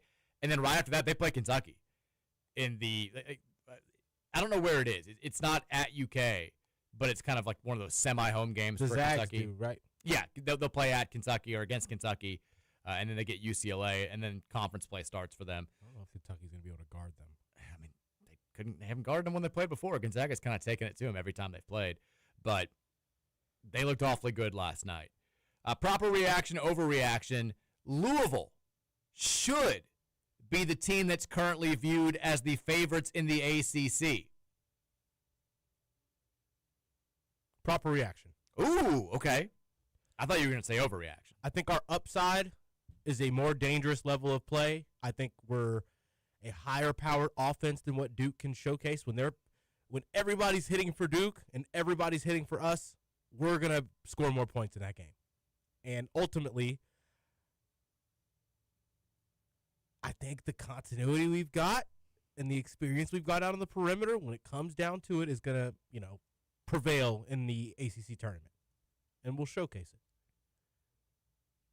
I would love to answer this question in a couple of weeks because we'll get a better sense of who Duke is when they play Arkansas on Thanksgiving, and they play Florida in the ACC SEC Challenge the night before we play Arkansas. They've had some janky halves of play. I've got a couple of questions about Duke. I think, like I said, I think Cam Boozer's great. I do. Can't rely on that many freshmen. In their two biggest games, though, against the only two teams they've played with power conference competition, Texas and Kansas, his efficiency numbers are way down in those games compared to the way that he's feasted on the bye games. I do think that finishing over length is a legitimate concern for him, certainly at the next level, but also when Duke plays better teams in conference play and then in the NCAA tournament. My biggest concern, though, for them is the lack of an off-the-dribble creator. They've got a handful of good guards. I think Isaiah Evans is good. I think Caleb Stewart is good. Neither one of those guys are the big-time shot makers. Yeah, they're not the classic, give him the ball, go make a play. I think if Caden Boozer, Cameron's brother, develops into that guy over the course of the year and they kind of let him take more of the reins at the point, that'll make them a different team. I also think Dame Sarr is going to get a lot better as the season goes on. He may be the best NBA player on this roster when all is said and done. I think Boozer's very good. I think Sarr's got crazy ability. He's just pretty raw at this point in time. I think they can get there. At this point in time, I'm joining you. I think it's proper reaction. I think we've looked like the better team so far. Now, if they go out there and they blast Arkansas and they blast Florida, then I reserve the right to go back on that. As of today, as of right now, Tuesday, November 25th. I'm reacting properly to it. I'm reacting properly to it as well. That's where I am. I had one more college basketball one that I've kind of forgotten here. Proper reaction, overreaction. Florida is not the threat to repeat that we thought they were going to be at the beginning of the season. Guard play's not been great, Roman. Some concern there. We knew the front court was good. Repeated it. As national champ. Proper reaction, overreaction. Florida is not the threat to repeat as we thought they were going to be at the start of the season. Proper reaction. Are you out on Boogie Flanders and Xavier Lee? No, not out on him. I think there's obviously a lot of time for them to get better, but I think they got a little overhyped. Xavier Lee doesn't look like he can play at this level. He doesn't. That's a concern. He looks like he should be playing for Stanford. Well, he played at Princeton, so kind of the same thing. But they have looked – I thought Fland would play better so far. He has not. I thought Xavier Lee would be a little bit better. He has not. Their inside guys are great. Hawk, Condon, Ruben Chinyelu, they've all been great. the guards have not been great. They need who's the kid, Urban Clavsar, who really stepped up for them against Miami. They may need him to be more than they thought they were going to at the beginning of the season, because I don't know if Lee can get it done. As of right now, I think it's a proper reaction. I was big on this Florida team going into the year. I think I had them at 3 or 4. The bigs are even better than I thought they'd be. Yeah, they don't. Their bigs are great. Guards win championships. Yeah, they're not hitting shots. You can, you need great front court players to win championships, but you can't get away with not having a capable guard. And I think that's where they are right now. Proper reaction, overreaction. We're going to do it. We're going to dip our toes into the national radio topics. The Browns have found their quarterback of the future with Shedeur Sanders, Roman. Proper reaction. Oh, They haven't scored this many points in 2 years, they said. perfect timing. Are you really buying it now? No, I'm not, but I do think that's the best. He made one throw that was outrageously good. I think it's the best spot for them right now, for sure. I don't think that this is like, don't make me do this, Mike. You got to. Don't make me. This is big time radio now. This is Stephen A. stuff. I like Shedeur. He's doing what's asked of him, and he's doing as much as he can for an offensive line that's not great on a team right now that doesn't have a lot going for him on the offensive end. I mean, did you see what Judy did? Yes. That's Yeah. That's just the Browns for you right there. So it's hard to they found their answer. This is going to change things. They've got someone who can get them first downs now. I think you got to let him play the rest of the year. Oh, yeah, for sure. And that's where I didn't want to, I don't want to sound like this is I've got a negative take on it. I know what I saw, though. Proper reaction, overreaction. Even if he's fully healthy, the Bengals should shelve Joe Burrow for the rest of the year. What's the record? 3-8. Proper reaction. I think, yeah. Just at this point, you got to punt. Don't risk it. Why play him? He's injury prone. Yeah. There's nothing statistically that can happen for him. You got nothing to gain at this point. You're not gonna. I know that division's bad. You ain't gonna win it. You're not going. They would probably have to win out. I mean, I guess there's a world where they could go 8-9 and win that division if the Ravens and Steelers both fall off the face of the earth. But we know who the Steelers are. They have a above 500 record every year. They're going to at least win 9 games, which means you've got to win out to have a shot to do that. And even with a fully healthy Joe Burrow, that team's not good enough to win out. They're just not. Shelve him. Don't play him the rest of the year. Last one, proper reaction, overreaction. Caleb Williams and the Bears are the real deal, Roman. Proper reaction. Well, I should have asked you what real deal means first. Like a legit threat to go to the Super Bowl. No. Overreaction. Overreaction. I think they're a threat to be a team that can have a fun playoff game, which is... That's where I am. That's the real deal for the Bears with what I've seen from the Bears since I've been watching NFL football. The Bears check, I'll say the same thing I said about the Vikings last year. The Bears check every box of an NFL overachiever that's going to have a fantastic year. The fans are going to be thrilled, and they're going to lose in the first round of the playoffs. And I'm not just saying this as a Lions fan who, Ben Johnson left my team or anything like that. He's done a remarkable job. He's a terrific coach. They're going to be really good under him down the line, but they're not ready yet. They may end up winning that division, but I don't think that they're a realistic threat to get out of the NFC and represent the conference in the Super Bowl. They strike me as a team that clock's going to strike midnight. They're going to get a bad draw. Yep. They've benefited from having a bad schedule because they were bad last year. Worst teams in the NFL from the year previous get the easiest schedules. They will play somebody tough in round 1, and I don't think it'll go well for them. Just my opinion. Proper reaction or overreaction? Okay, good. Here we go. Texas Tech was overrated in the preseason, and they have not showcased enough of a high level of play, and they will not finish a top 10 team this year when things are all said and done. Proper reaction. I was very big on Texas Tech. I think bigger than most people. A lot of that, I think JT Toppin's great. I meant to say something. Outside of JT Toppin, that team isn't good.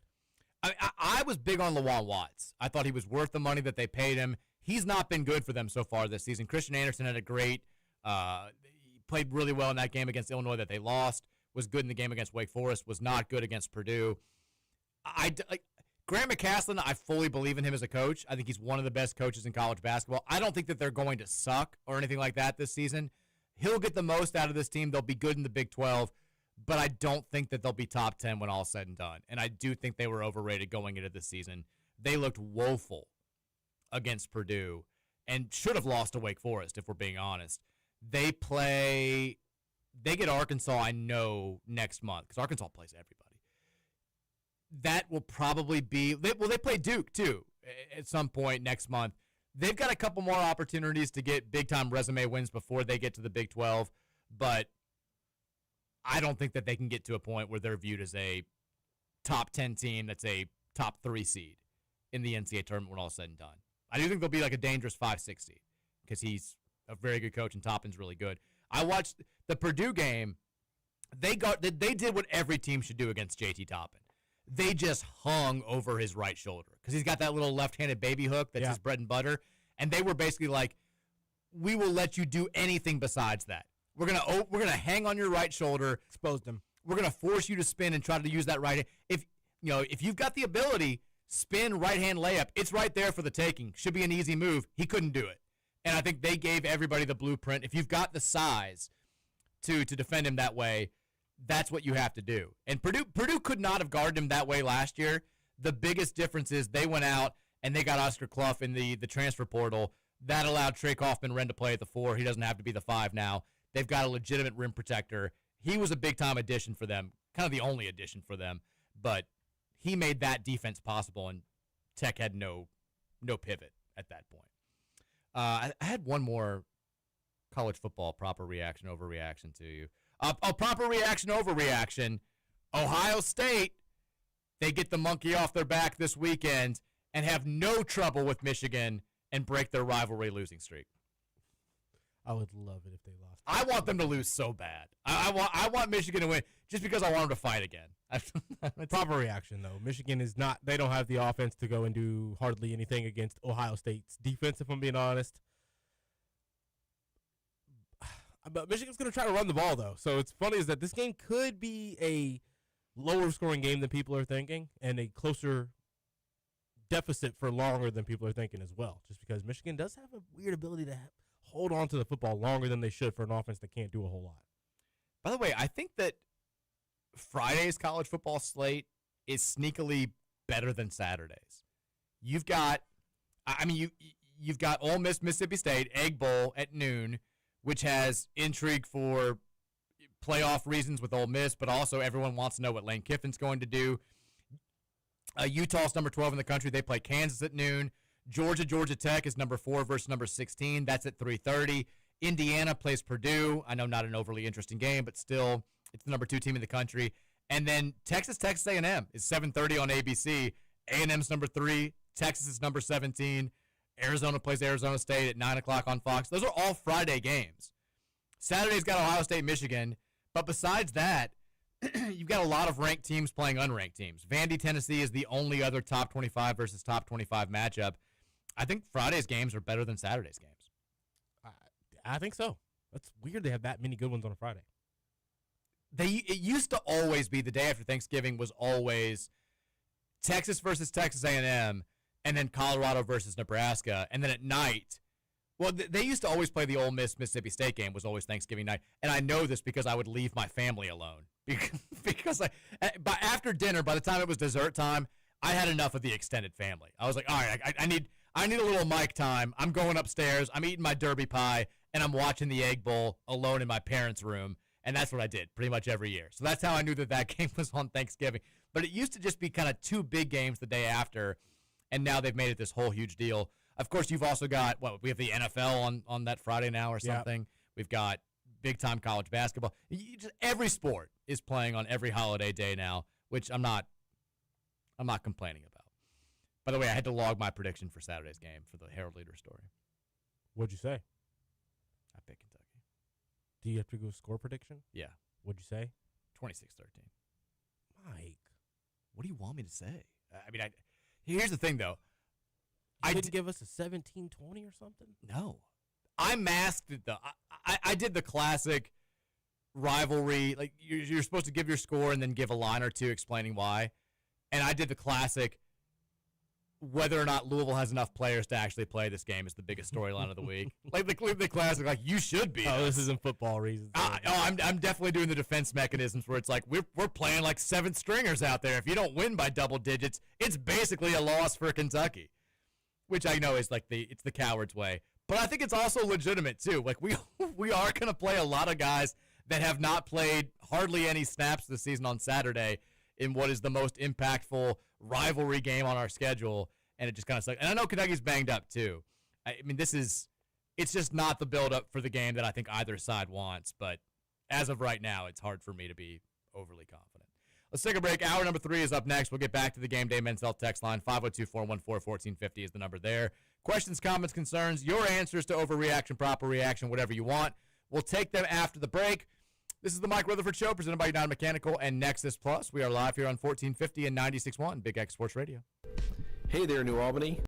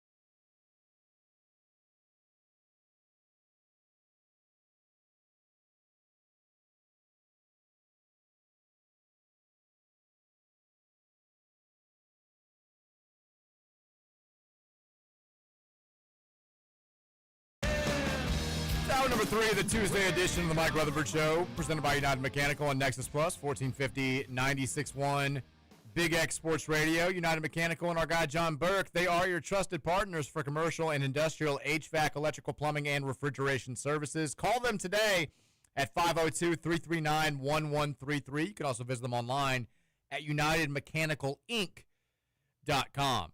Quick update here on the basketball side of things. NC State looking like they're going to survive here in the consolation bracket of the Maui Invitational. They lead Boise State 60-49 with about 5:46 to play.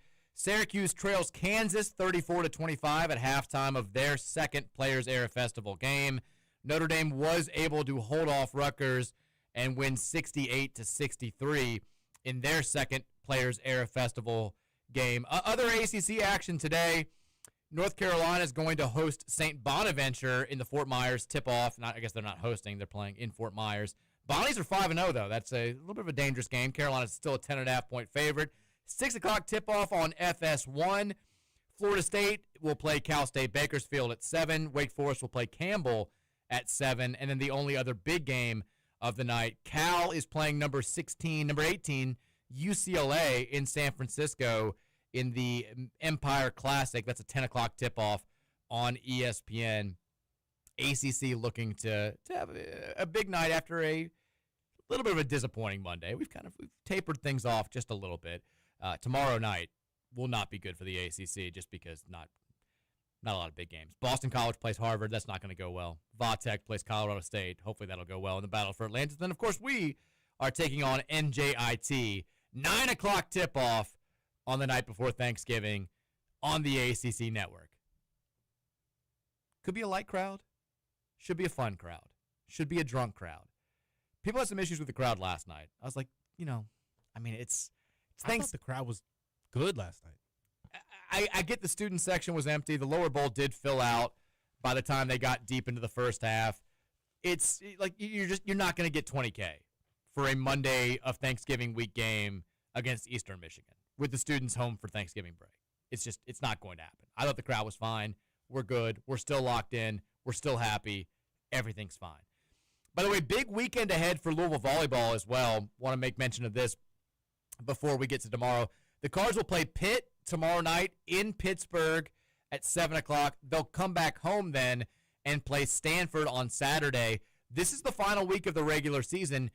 If Louisville knocks off Pitt and knocks off Stanford, they'll win the ACC regular season straight up. They no tiebreakers. They will be the conference champions. Those three teams currently are tied at 16-2 atop the standings. So if Louisville beats Pitt, who they lost to earlier this year, and knocks off Stanford, who they beat earlier this year, they will be your ACC champions and maybe have an outside shot to get a 1 seed. They're probably looking at a 2 seed for the NCAA tournament, but still a conference championship is a conference championship. Let's go out there. Let's beat the Panthers tomorrow. Game Day Men's Health text line is 502-414-1450. Let's get back to you guys. Whatever you got, we'll take it today. Texter says, where does this football season rank among others for the most frustrating season where we had true on-field talent potential that Louisville has ever had? Feel free to qualify whatever frustrating means to help you rank them.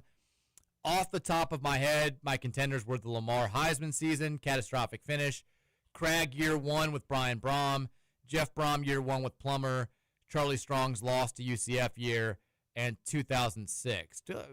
How is 2006 frustrating? We went 12-1. We won the Orange Bowl.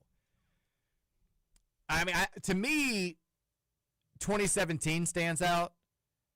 I know the way that 2016 ended was wildly frustrating. That team still went 9-3. It's not a terrible year.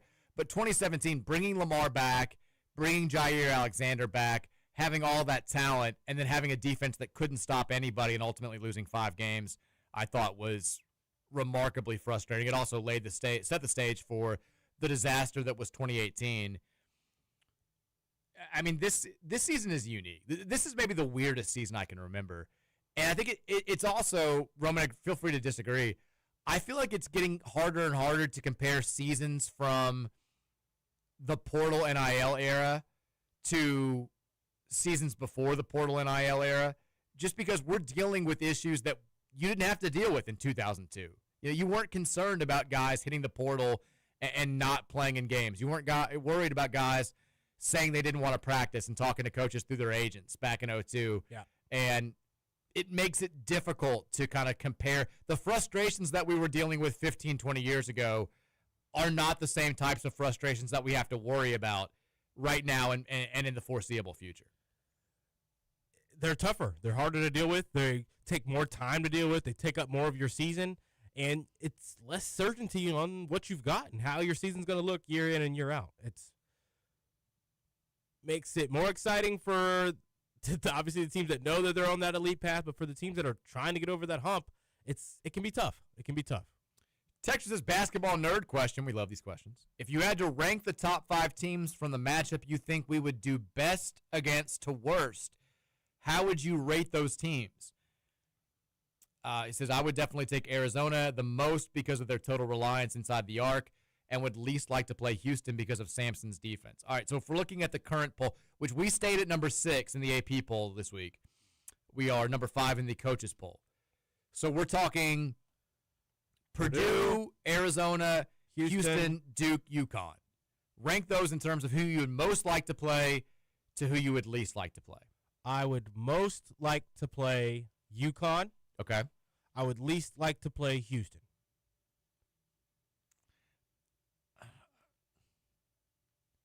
I think we could play well with Purdue. I'm not going to put them 1. I think we could score well on Purdue. I'm going to agree with you here. I'm going to go UConn 1 in terms of who I would most like to play. I'm going to go Zona 2.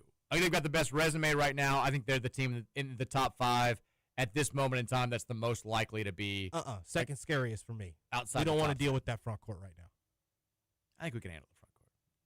Pete's really good. I think we could. The other kid's good too. He's fine. I'll put Zona at 2. I'll put Houston at first toughest. Zona, or no, you're saying UConn's who I want to play the most. Okay. Then Zona. Okay. Then Duke. Yeah. Then Purdue. Then Houston. I'll go. I'm not that sold on Houston though either. I think they're a bad matchup for us, but they're not quite, at least as of yet, as scary defensively as they've been in the past. They're really, really good, but he's got to play those 2 freshmen, and they're still kind of figuring it out. Flemings and Senac, who are both incredible talents. It's just a different type of Houston team than the one that we've gotten used to the last couple years. Especially offensively. But still, though, they can. I still put them as the team I want to play the least, but I think we could have a shot against them.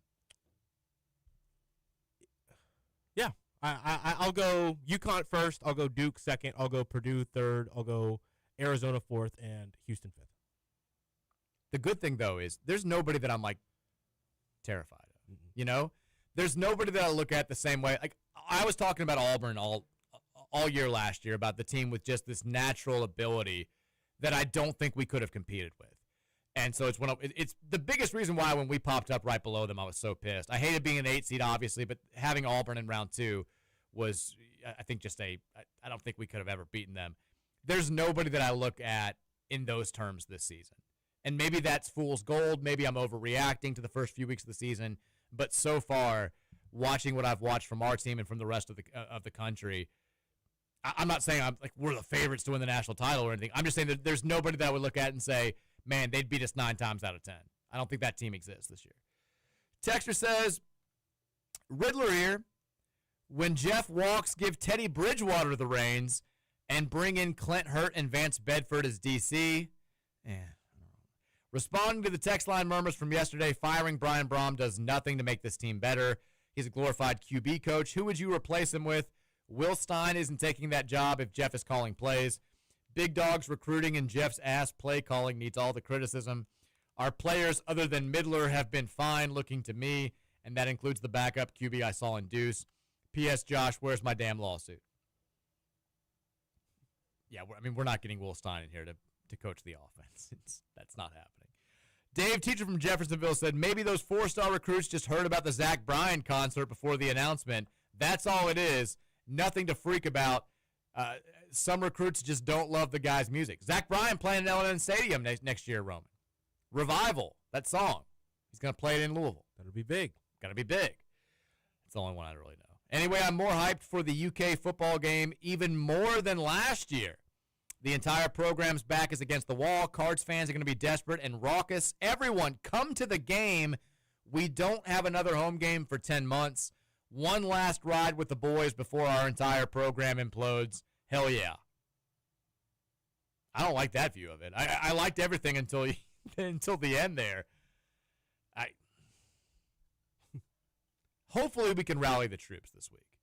And I mean both the players and the fan base, because all season long, we viewed this game as sort of we're going to win it, or we should win it. It was everything to lose and nothing to gain for us. This is the only way that I think a win in this game could actually be kind of sweet, because we've lost, our top 2 wide receivers, our top wide receivers definitely not playing. Our top 2 wide receivers might not play. Our top 3 running backs aren't playing. Our starting quarterback might not play. Our second or third best defensive player might not play.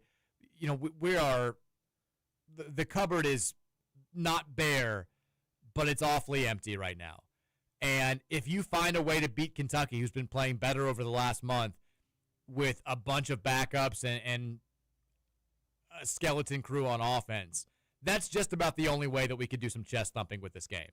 And I'm at least excited about having the potential for that to happen. I don't know. It's hard to envision how it's going to happen, but if it did, it would be pretty sweet, especially coming on the heels of the basketball win a few weeks ago, right? It'd be very cool. We have to get little Howard like a little broom. Put it up there. I just want him to keep wearing the hat. I can't look at little Howard in that scarf again. I'm just staring at him. He's just looking at me. He's just like, dude, don't let this happen, Mike. Get the big dog on the phone. Tell him, I love my glasses. I love my hat. I don't want to go back to that goofy scarf. Don't let it happen. That's what he's saying. I'm looking at him right now. Texas, if the tournament started today, what other Final Four contender would you want to avoid? Which matchup would you welcome? A lot of questions like this. We may really need Pryor to get right with some of the size that other contenders have at the 4 spot. Is there anybody out there, I mean, we just mentioned the top 5 teams in the country, but is there anybody out there that you look at and you're like, I think we're as good as them, but the matchup I don't love, I would prefer to just kind of stay away from them for as long as possible? Baylor. Really? There's a lot of length out on the perimeter for them. There is. It'd be similar to the Cincinnati game for us, just because I don't think they can shoot the 3 all that much. Card's so bouncy. They've got like 4 guys who can get to the rim off the bounce. And the one dude, Rataj, Rataj is how you spell his last name. He's really good. He's like, imagine Sonny Frew, except he can dribble, and they give him the green light to shoot.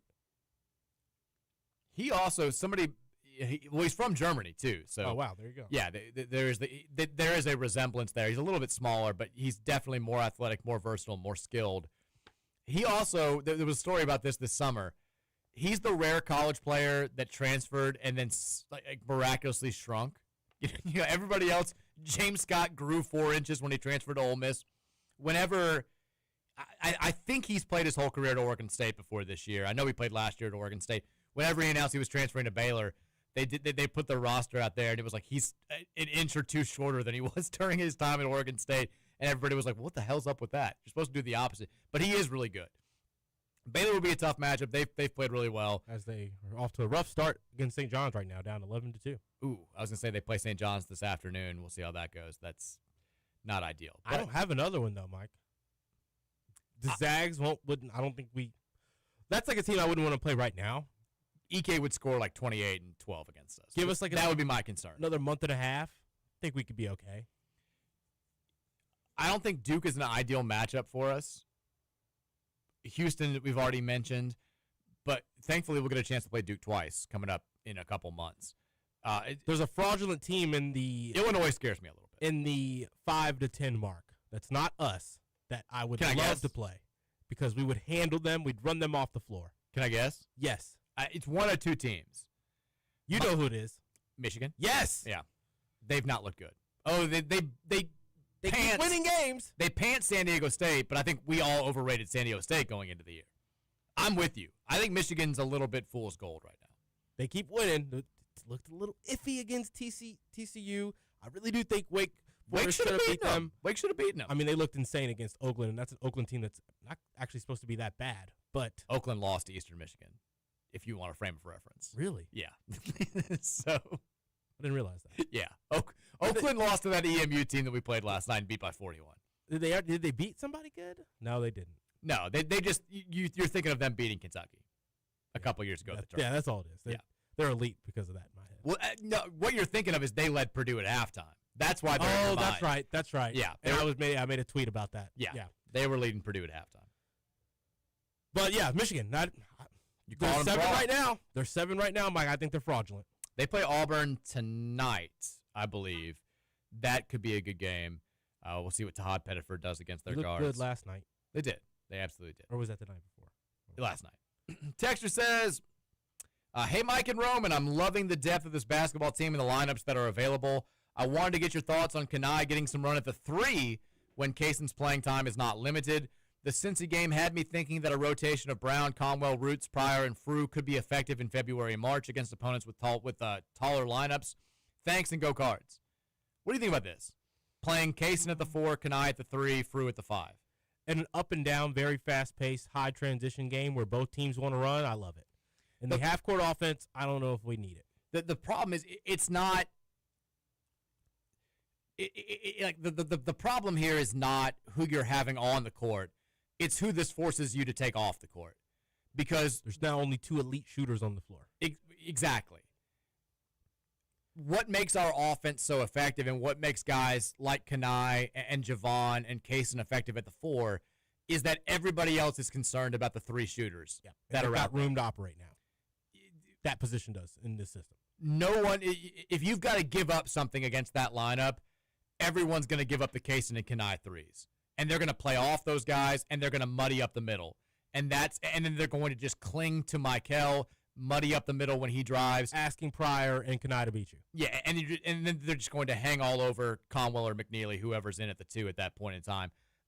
Maybe the benefit of that lineup defensively would outweigh the deficiencies offensively in certain games. Yeah, like the deflections would be great. The offensive rebounding would be great. Score in transition that way. Maybe a situation would call for it. This is the great thing about this specific roster is that you can do these types of things. You can mix and match with the lineups. We can experiment with playing, Frew and Khalifa out there at the same time. We played Kaysen at the 5 a little bit against Cincinnati on Friday. We could have Kanai maybe see how he works at the 3. Slide Javon over at a time if that works out well. Or in a certain situation, we could also go like Michael, McNeely, Conwell, Woolley, and then somebody at the 5. Pryor or Kanai. Yeah, you could do that. You got 5, guys who can run the floor. There's not a team out there that provides such a ridiculous mismatch that we can't counter it by shifting our lineups around. And that's the joy of having, a roster that's 10 deep at this point in time. So, yeah, I mean, there may be a game that's the best thing for us to do for a 5-6 minute stretch. And we'll see. Texas, I missed the Great Alaska Shootout. Oh, man, the Great Alaska Shootout was fantastic. We played in that several times over the years. Roman, that's probably a little bit past your time. But the 90s, yeah, we're talking about, like, kids going to Maui and kids going to Bahamas and kids getting millions of dollars. Back in the 90s, one of the biggest Feast Week locations was Juneau, Alaska. I love it. Imagine spending your Thanksgiving in Alaska back in the day. I just remember Duke going and playing in it a couple times because they had Trajan Langdon, who was the Alaskan assassin. But, yeah. Been to Juneau before. Have you really? Yes. Oh, I'm dying to go to Alaska. Beautiful. I would love – every time I have friends that go and they have their pictures from, like, the little – boat excursions and stuff, I'm beyond jealous. Yeah, quite literally the most beautiful thing I've seen with my own eyes. Got to do that plane ride where the plane starts off on the water and takes you up in the mountains. That's awesome. And it was August, so it was crazy. Like out on ground level, t-shirt weather. As soon as you get a couple miles up in the mountains to hike, you like need a jacket, which I thought was interesting in the middle of August. But I loved it. You have to go to. We went to Haines, Alaska, but you pretty much have to go to Juneau to get to anywhere you want to go in Alaska. Okay. So we got to spend like a night in Juneau. We did play. I think we played Xavier one year at the Great Alaska Shootout, and I think it was one of the years where Pat Kelsey was on the team. I want to say Chris Mack was like maybe an assistant. There was something there. Skip Rosser was coaching Xavier at that point in time. We played them one year there, and yeah, I definitely missed it. It was a fantastic event. But if you're going to cut out tournaments in Maui and the Bahamas, tournaments in Juneau, Alaska probably aren't going to make it either. You know, there was a big Sarah Palin. Like, yeah. You hear that? Yeah. Michigan was in town for the Great Alaska Shootout. Some rumors floating about that back in the day. Texter says, how does Bloman feel about his Saints auditioning Justin Tucker to be their next kicker? What? Yeah, I saw this today. Is the suspension up, I guess? Did he even get suspended, or did the Ravens just cut him because of all the stuff? No, he got suspended. Texter also sends in the story, Virginia high school football coach Travis Turner missing amid undefeated season with massive search. And I saw this. This guy's been accused of, like, I think sexting young girls or sexting underage people. Oh, and he was 10-game suspension. Yeah. Oh, that was the Tucker suspension? Yep, is now free to be signed. Travis Turner, head football coach at Union High School in Big Stone Gap, Virginia, has been reported missing amid what should be a celebratory undefeated season for his team. Yeah. I mean, don't text underage girls. It's messed up. Not sure what's going on, but not sure. I mean, I hope he's not dead, but don't do that. Did you see the clip of the state championship game in, I think it was Mississippi? What happened? So this kid who's, I guess he's like the quarterback of this team, the team that ended up winning the game. It's hard to describe. This isn't great for radio. It's better if you see the video. But this quarterback's going out of bounds for Brookhaven Academy. They're playing a school named Lamar. Or he's for Lamar. Brookhaven Academy is the school that's losing. And he runs into the Brookhaven sideline, and a coach just like full on gives him like the shoulder. Like clearly shoves him as his momentum is flying into the sidelines. Kid goes down. He gets up and just launches the ball at the coach. Accidentally hits a player in the helmet. And then another coach openly starts like fighting the player. And the player who initially shoved, or the coach who initially shoved the player, he gets into it too. Like it's just like it's an absolute. Those guys shouldn't be coaches anymore. Exactly. And the player got ejected from the game. What? The quarterback got kicked out of the game Because he hit the player in the helmet with it? Well, I think just because like they didn't know what happened. He like they saw that the player was trying to like fight the sidelines because he got shoved by a grown man as he was running out of bounds, and I guess they missed that part of it.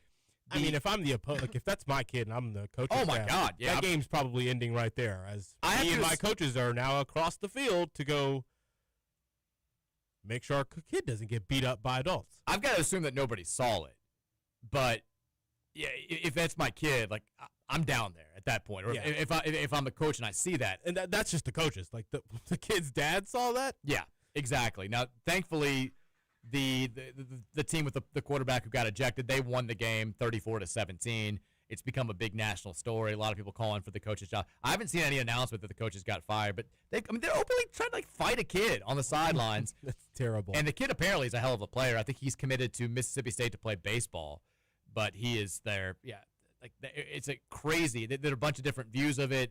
The coach is very clearly in the wrong. I didn't see this. Crazy thing. Texter says next year will be a World Cup format with 8 pods and then a bracketed playoff. Yep. I'd be fine with that. Should be nice.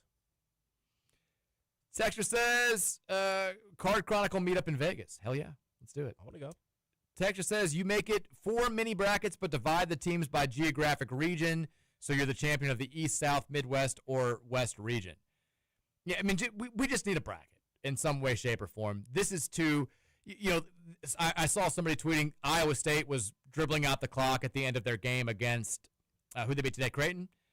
And one of their fans is yelling, like, shoot it, like, we need the points, like, we need the point gap.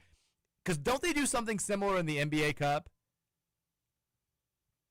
Yeah. Where the point differential comes into play. Yeah, it does. Because I remember one of the coaches, they were up by like 30 a couple years ago, and they drew up a play in the closing seconds to get another basket, and the coach of the other team was kind of saying, like, what the hell? And he went over and told him, like, hey, I'm sorry, but, like, we need to win by 32 to advance out of the group stage or whatever it is in the NBA Cup. It's silly for regular season games. I hate that it's happening in college basketball. This event would be better if you gave us 4 different brackets, but It would. I think eventually they'll get there. They'll realize that that's the best route moving forward with 32 teams. Texas, I know their stats don't leap off the page, but the plus minus for Roots, Rogers, and Woolley has got to be up there. It's crazy. Those guys are coming off the bench. They could start for most programs. Those guys are some dogs on defense and only look to get better. And this may be more of a Kelly Dickey question, but any idea where 8 blocks and a half ranks all time for us? I've got no idea. I did love that our entire team, every player on our team, including the walk-ons, had a positive plus minus yesterday in the game, which was awesome. It does feel like I feel like Gorgie had a couple like 4 and 5 block halves. probably did. I mean, Samaki Walker had 10 blocks in a game. He had the first triple-double in Louisville history. It was against Kentucky. But I couldn't answer your question as far as 8 blocks and a half. It does feel like there's a noticeable injection of life into the entire team when Kenai comes out onto the floor. He's the life of the team. Him and Kaysen kind of share it a bit. There definitely was the case against Cincinnati. There was the case last night, too, where it was like, good things are just happening when Nine's out there. I don't want to do the J.J. McCarthy thing. Nine, my alter ego. Kenai Roos is the real Nine. He's the real Did Nine. you see what they're calling him on X? Yes. On Twitter? 9 to 5. 9. I've seen some other things, too. It's bad. Don't create an alter ego for yourself and then suck at football. That's Can't do that. My advice to J.J. McCarthy. Also, don't hype yourself up when you threw 12 passes in the national title game. Get over yourself. Let's take a break. Barefoot before the game. Ridiculous. 5 o'clock hour is up next. We'll run through as many texts as we can. We'll look ahead to the night that will be in sports. We'll make some predictions, and then we'll hand things off to the ticket punchers. It's the Mike Rutherford Show presented by United Mechanical here on the Big X.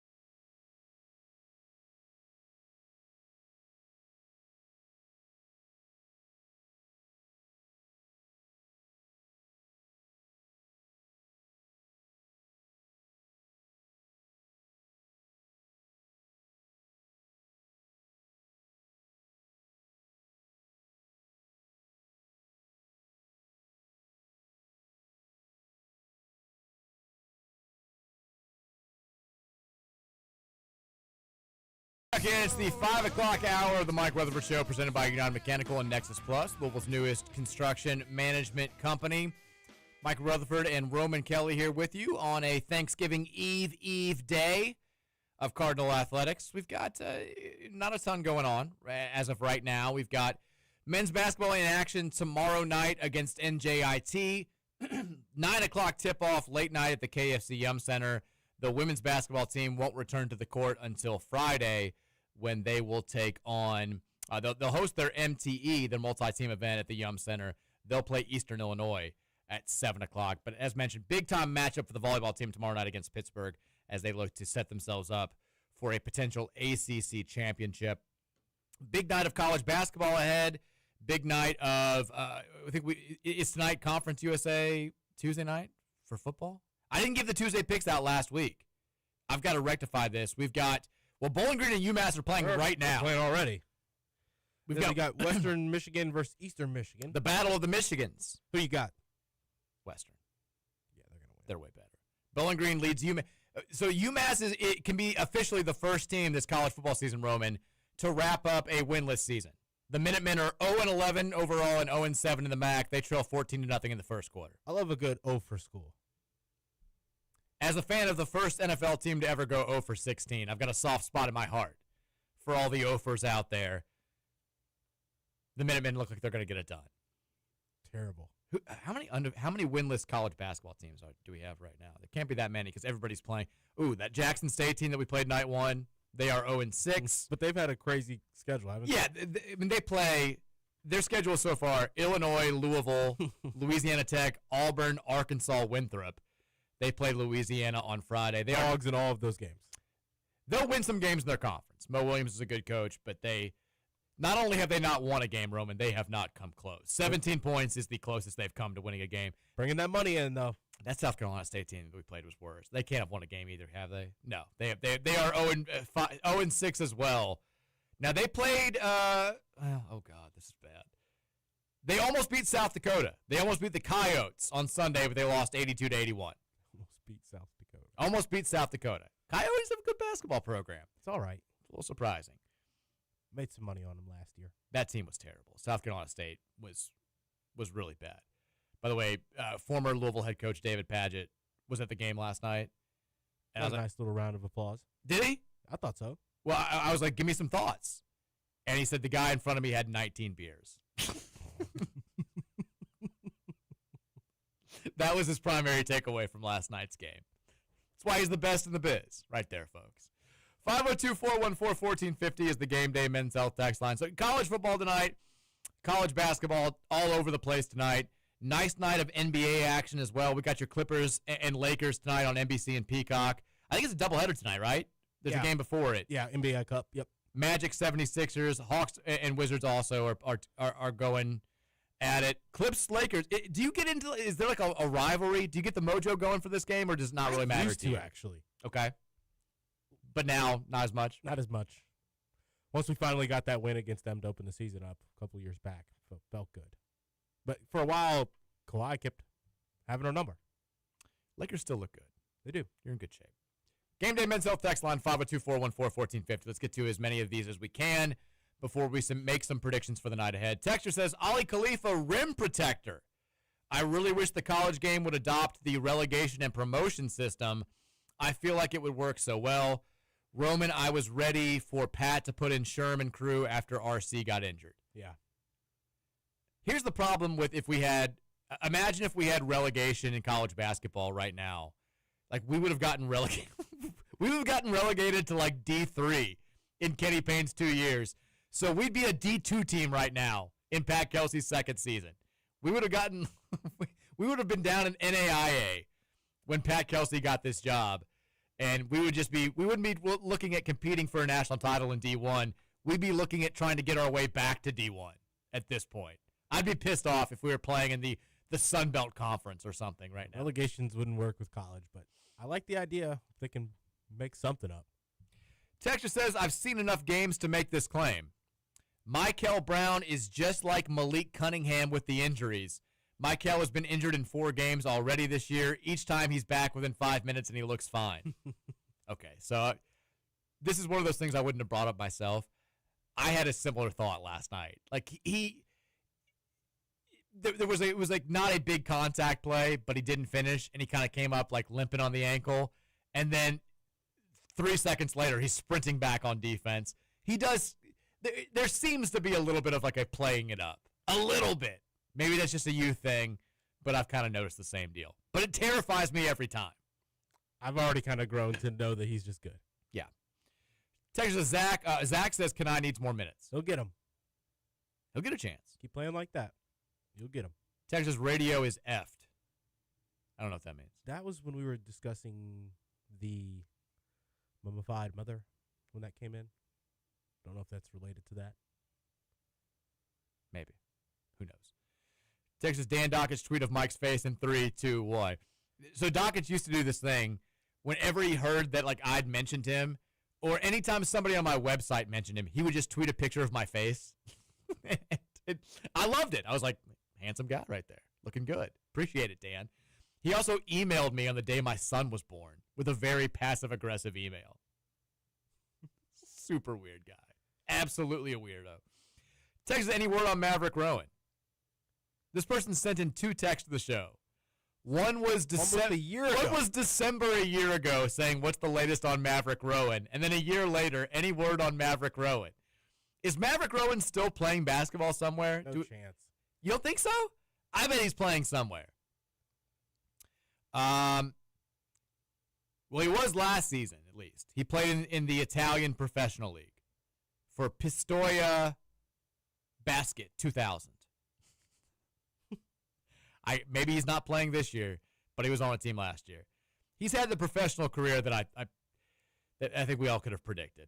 Westchester Knicks, Austin Spurs, Maine Red Claws, St. John's Edge, whatever the hell that is, CB Peñas Huesca, Udea Balanesco, Sioux Falls Skyforce, and then Pistoia Basket 2000. That's our guy right there. Winter Dog Guy says, from what I've heard about football recruiting, I know this is a shocking development, but hiring Vince Marrow was a mistake. Yeah, these takes are all over the place. People have relayed the same story to me. I don't know if it's accurate. Even if it's not accurate, what is Vince Marrow giving us at this point to justify a 7-figure salary that they piece together from football reasons and non-football ways? It just seems like an unnecessary move, especially if we lose the Kentucky game. Here's a question. I mean, I think we all kind of thought that this week the Vince Marrow angle was going to be a big storyline. Nobody's talking about the Vince Marrow storyline. I feel like if Kentucky wins, maybe they take some shots at Vince. If we win, do we think we get a Vince Marrow tweet, kind of like taking a shot at UK?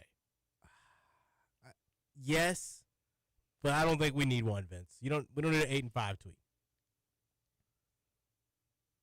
He's been kind of muted on Twitter. Haven't been saying much. 8-4. I mean, I'm sorry. We haven't gotten much out of Vince. Texas says, what was the last tweet? It was he tweeted about like Miami win. About Isaac Brown not going to Miami. That's right. Texas, Wisconsin gave Bush $300K. Depending on who you talk to, I mean, Vandy's the program that everybody is talking about. Some people say $200K, some people say $300K. Whatever it is and whatever program gave it to him, there's a lot of buzz that they were giving him significantly more than we were willing to give to a incoming freshman. Texas, Will Stein will go to UK right after Mayor Greenberg gets that Tesla tunnel dug. Texas, Roman, use that mute button on Twitter if you're seeing a lot of Jeff is leaving talk. Yeah, I should. I'm a strong proponent of the mute button. Texas, Ole Miss is a Tier 2 school in comparison to LSU and UF, regardless of pay or win-loss record. CBS reporter was quoted as saying Lane Kiffin could crawl to the Florida job if offered. Love a good would crawl for that job, quote. I mean, I think LSU sounds like the one that is the more likely landing spot, even though it was Florida a few weeks ago. Who the hell knows? The whole thing is a very, very strange situation. Texas, can we hang with a team with a dominant big man like Creighton had in our game against them? I think this is a fair question. There's not a lot of cockbinners in college basketball, though. There aren't, but we're going to have to go through the teams that do have them. He's getting double-doubles in the NBA right now. Is he really? Yes. I didn't realize he was playing that much. I picked him up on fantasy. Really? Yeah.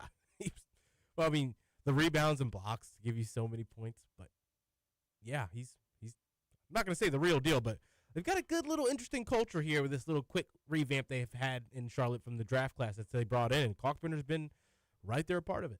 I mean, I'm trying to think of Yeah, he had a double-double in his debut. the teams that have dominant centers that could give us the same types of issues. I mean, I mentioned him earlier, Graham Ike at Gonzaga. Right now, I want no part of him. Like, he's bigger than our guys, and he's better than our guys. If we played St. John's, Zubi Ejiofor, I think, would be an issue, although I think he's naturally more of a power forward. Well, I mean, Kentucky fans, I'm sure, are out there screaming into the void saying, Jaden Quaintance, Jaden Quaintance, Jaden Quaintance. We saw Flory Badunga at Kansas already. We didn't handle him particularly well. Is there anybody I'm forgetting? Terrace Reed at UConn. They lost their one game this season when he didn't play, and I think he's a huge factor. We'll see the Steinbach kid at Wisconsin. I mean, Washington's really good, but the rest of that team isn't. And I mean, the big one that's out there is Florida, because they've got Hal, Chinyalu, and Condon, who's first team preseason All-American. All three of those guys are ridiculously good. They would give us fits. We're going to see Felix Okpara for Tennessee next month. This guy's not very tall, but I don't know, you might have said him there when you were listening to him. Ndongo for GT. He's their best player. He's a lot to deal with. He's not very good, but he's not very small either. Yeah, I mean, he'll be a matchup problem for us. He's going to put your shoulder into you. He's going to try to get through off of him. Not the kind of guy Javon Hadley can guard. The Duke guys will be a problem for us. Carolina's front line with Visar, Henry Visar, like he's good. And then obviously Caleb Wilson is a nightmare matchup for everybody. So, yeah, I mean, we'll get a chance to test ourselves against a lot of these teams because they're on our schedule. Who was the big for Notre Dame last year? The big for Notre Dame last year? He was a bench player, but I felt like he gave us trouble. I mean, hopefully nobody from Notre Dame would give us trouble. We beat them badly, but their starting center this year is Keba Njai. Yeah, I think that's him. He's not very good. He's not that good. How tall is he? 6'10". I thought he was like 7'2" or something. Texture says, can Mike, the Zags hose me too. They look better than I expected, but didn't Bama also? Weren't they also missing a couple of guys between injury and a bloody elbow for the stretch? Yeah. Oh, I see your bet now. That's tough. Rough. They still had. Yeah, that would have paid out a good amount of money too. Yeah, they had Philon and Holloway, which is all you really need to be able to compete in that game. But yeah, they got exposed a little bit down low because they were thin. But Ike's going to do that to just about everybody. Texas, how good is this Ole Miss Iowa game going to be tonight? It'll be good.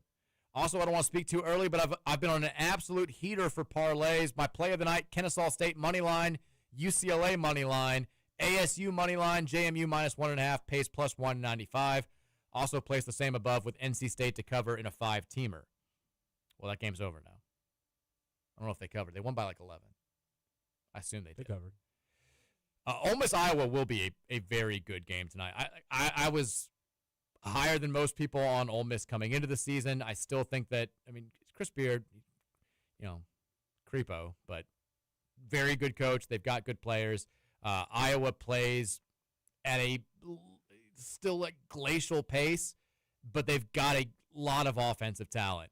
If you haven't seen Bennett Sturts play, if you missed him last year when he was playing for Drake, kid's a bucket, like absolute bucket getter. He did it at the D2 level at a ridiculous clip. Did He's it all right. last year at Drake. Oh, he's good. He's very good. You don't think he's that good? No, I think he's good. He's awesome. I just don't like seeing him this high up because I've seen him in mock drafts. Yeah, I don't think he's 17th pick in the draft good. Oh, is he being talked about those ways? Yeah. He's very good college player. I don't know if I see his game translating to the NBA level that well, but kid's a bucket. And both those guys can really coach. McCollum's fantastic. Texas, I can't believe we settled on the Egyptian magician when the Magician was right there. I like the Magician.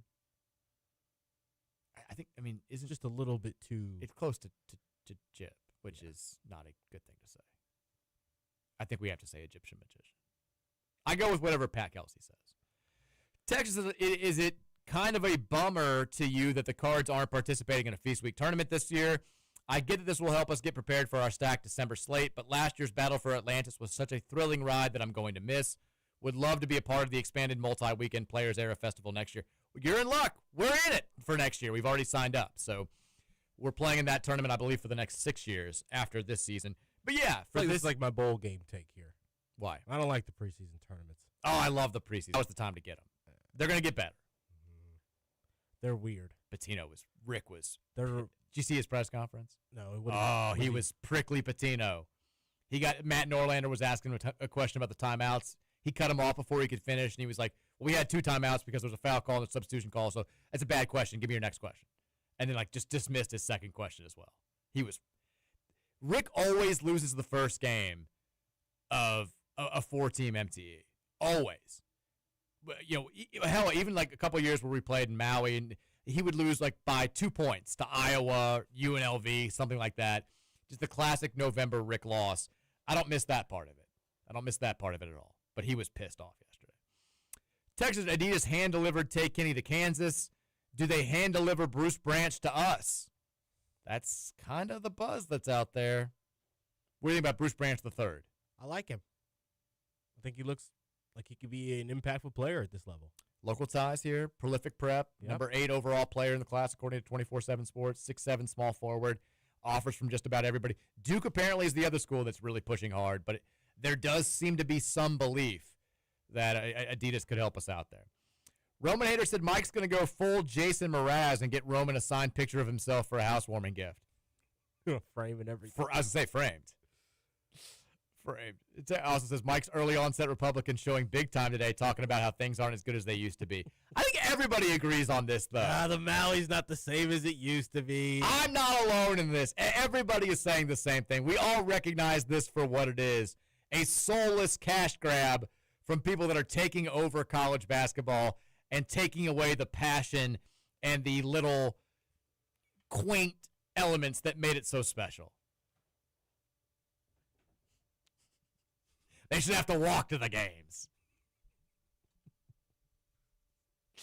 Stop.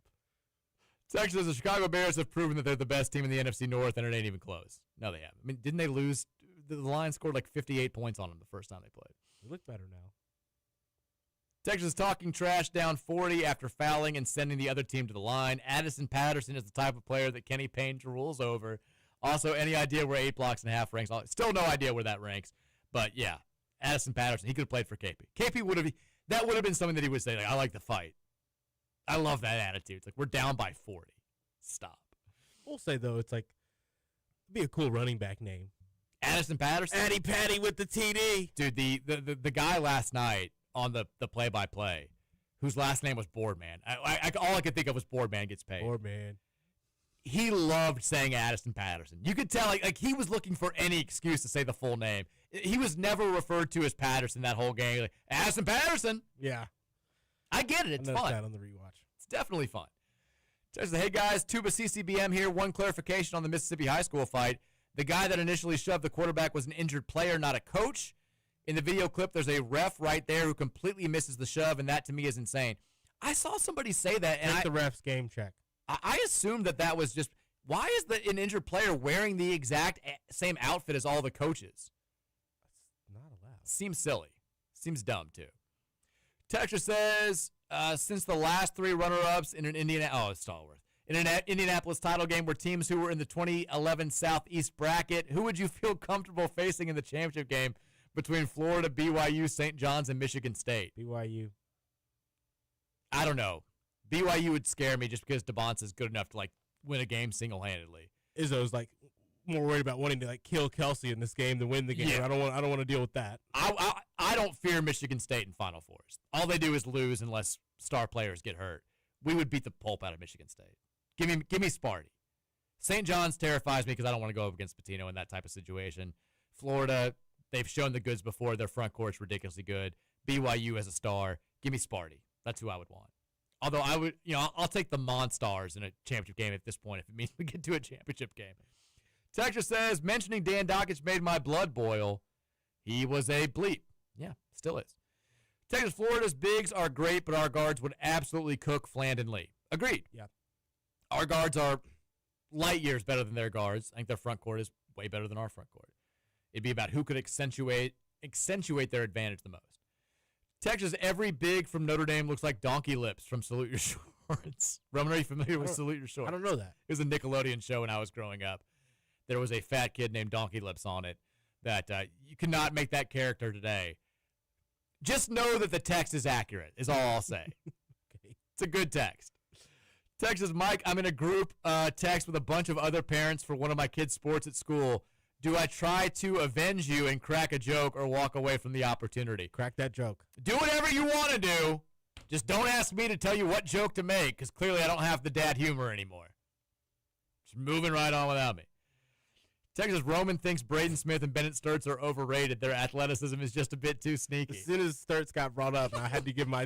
I've been dreading him getting brought up because I knew I'd have to give my take, and as soon as I did, I knew this text was coming in. Who else do you think is overrated? Isaac McNeely? I love Isaac. Isaac he's not that good, though. Just not that good. I love Isaac. Knows his place. What other white Americans are way up there? Because the Europeans don't count. Alex Condon, just not as good as he thinks he is, right? Oh.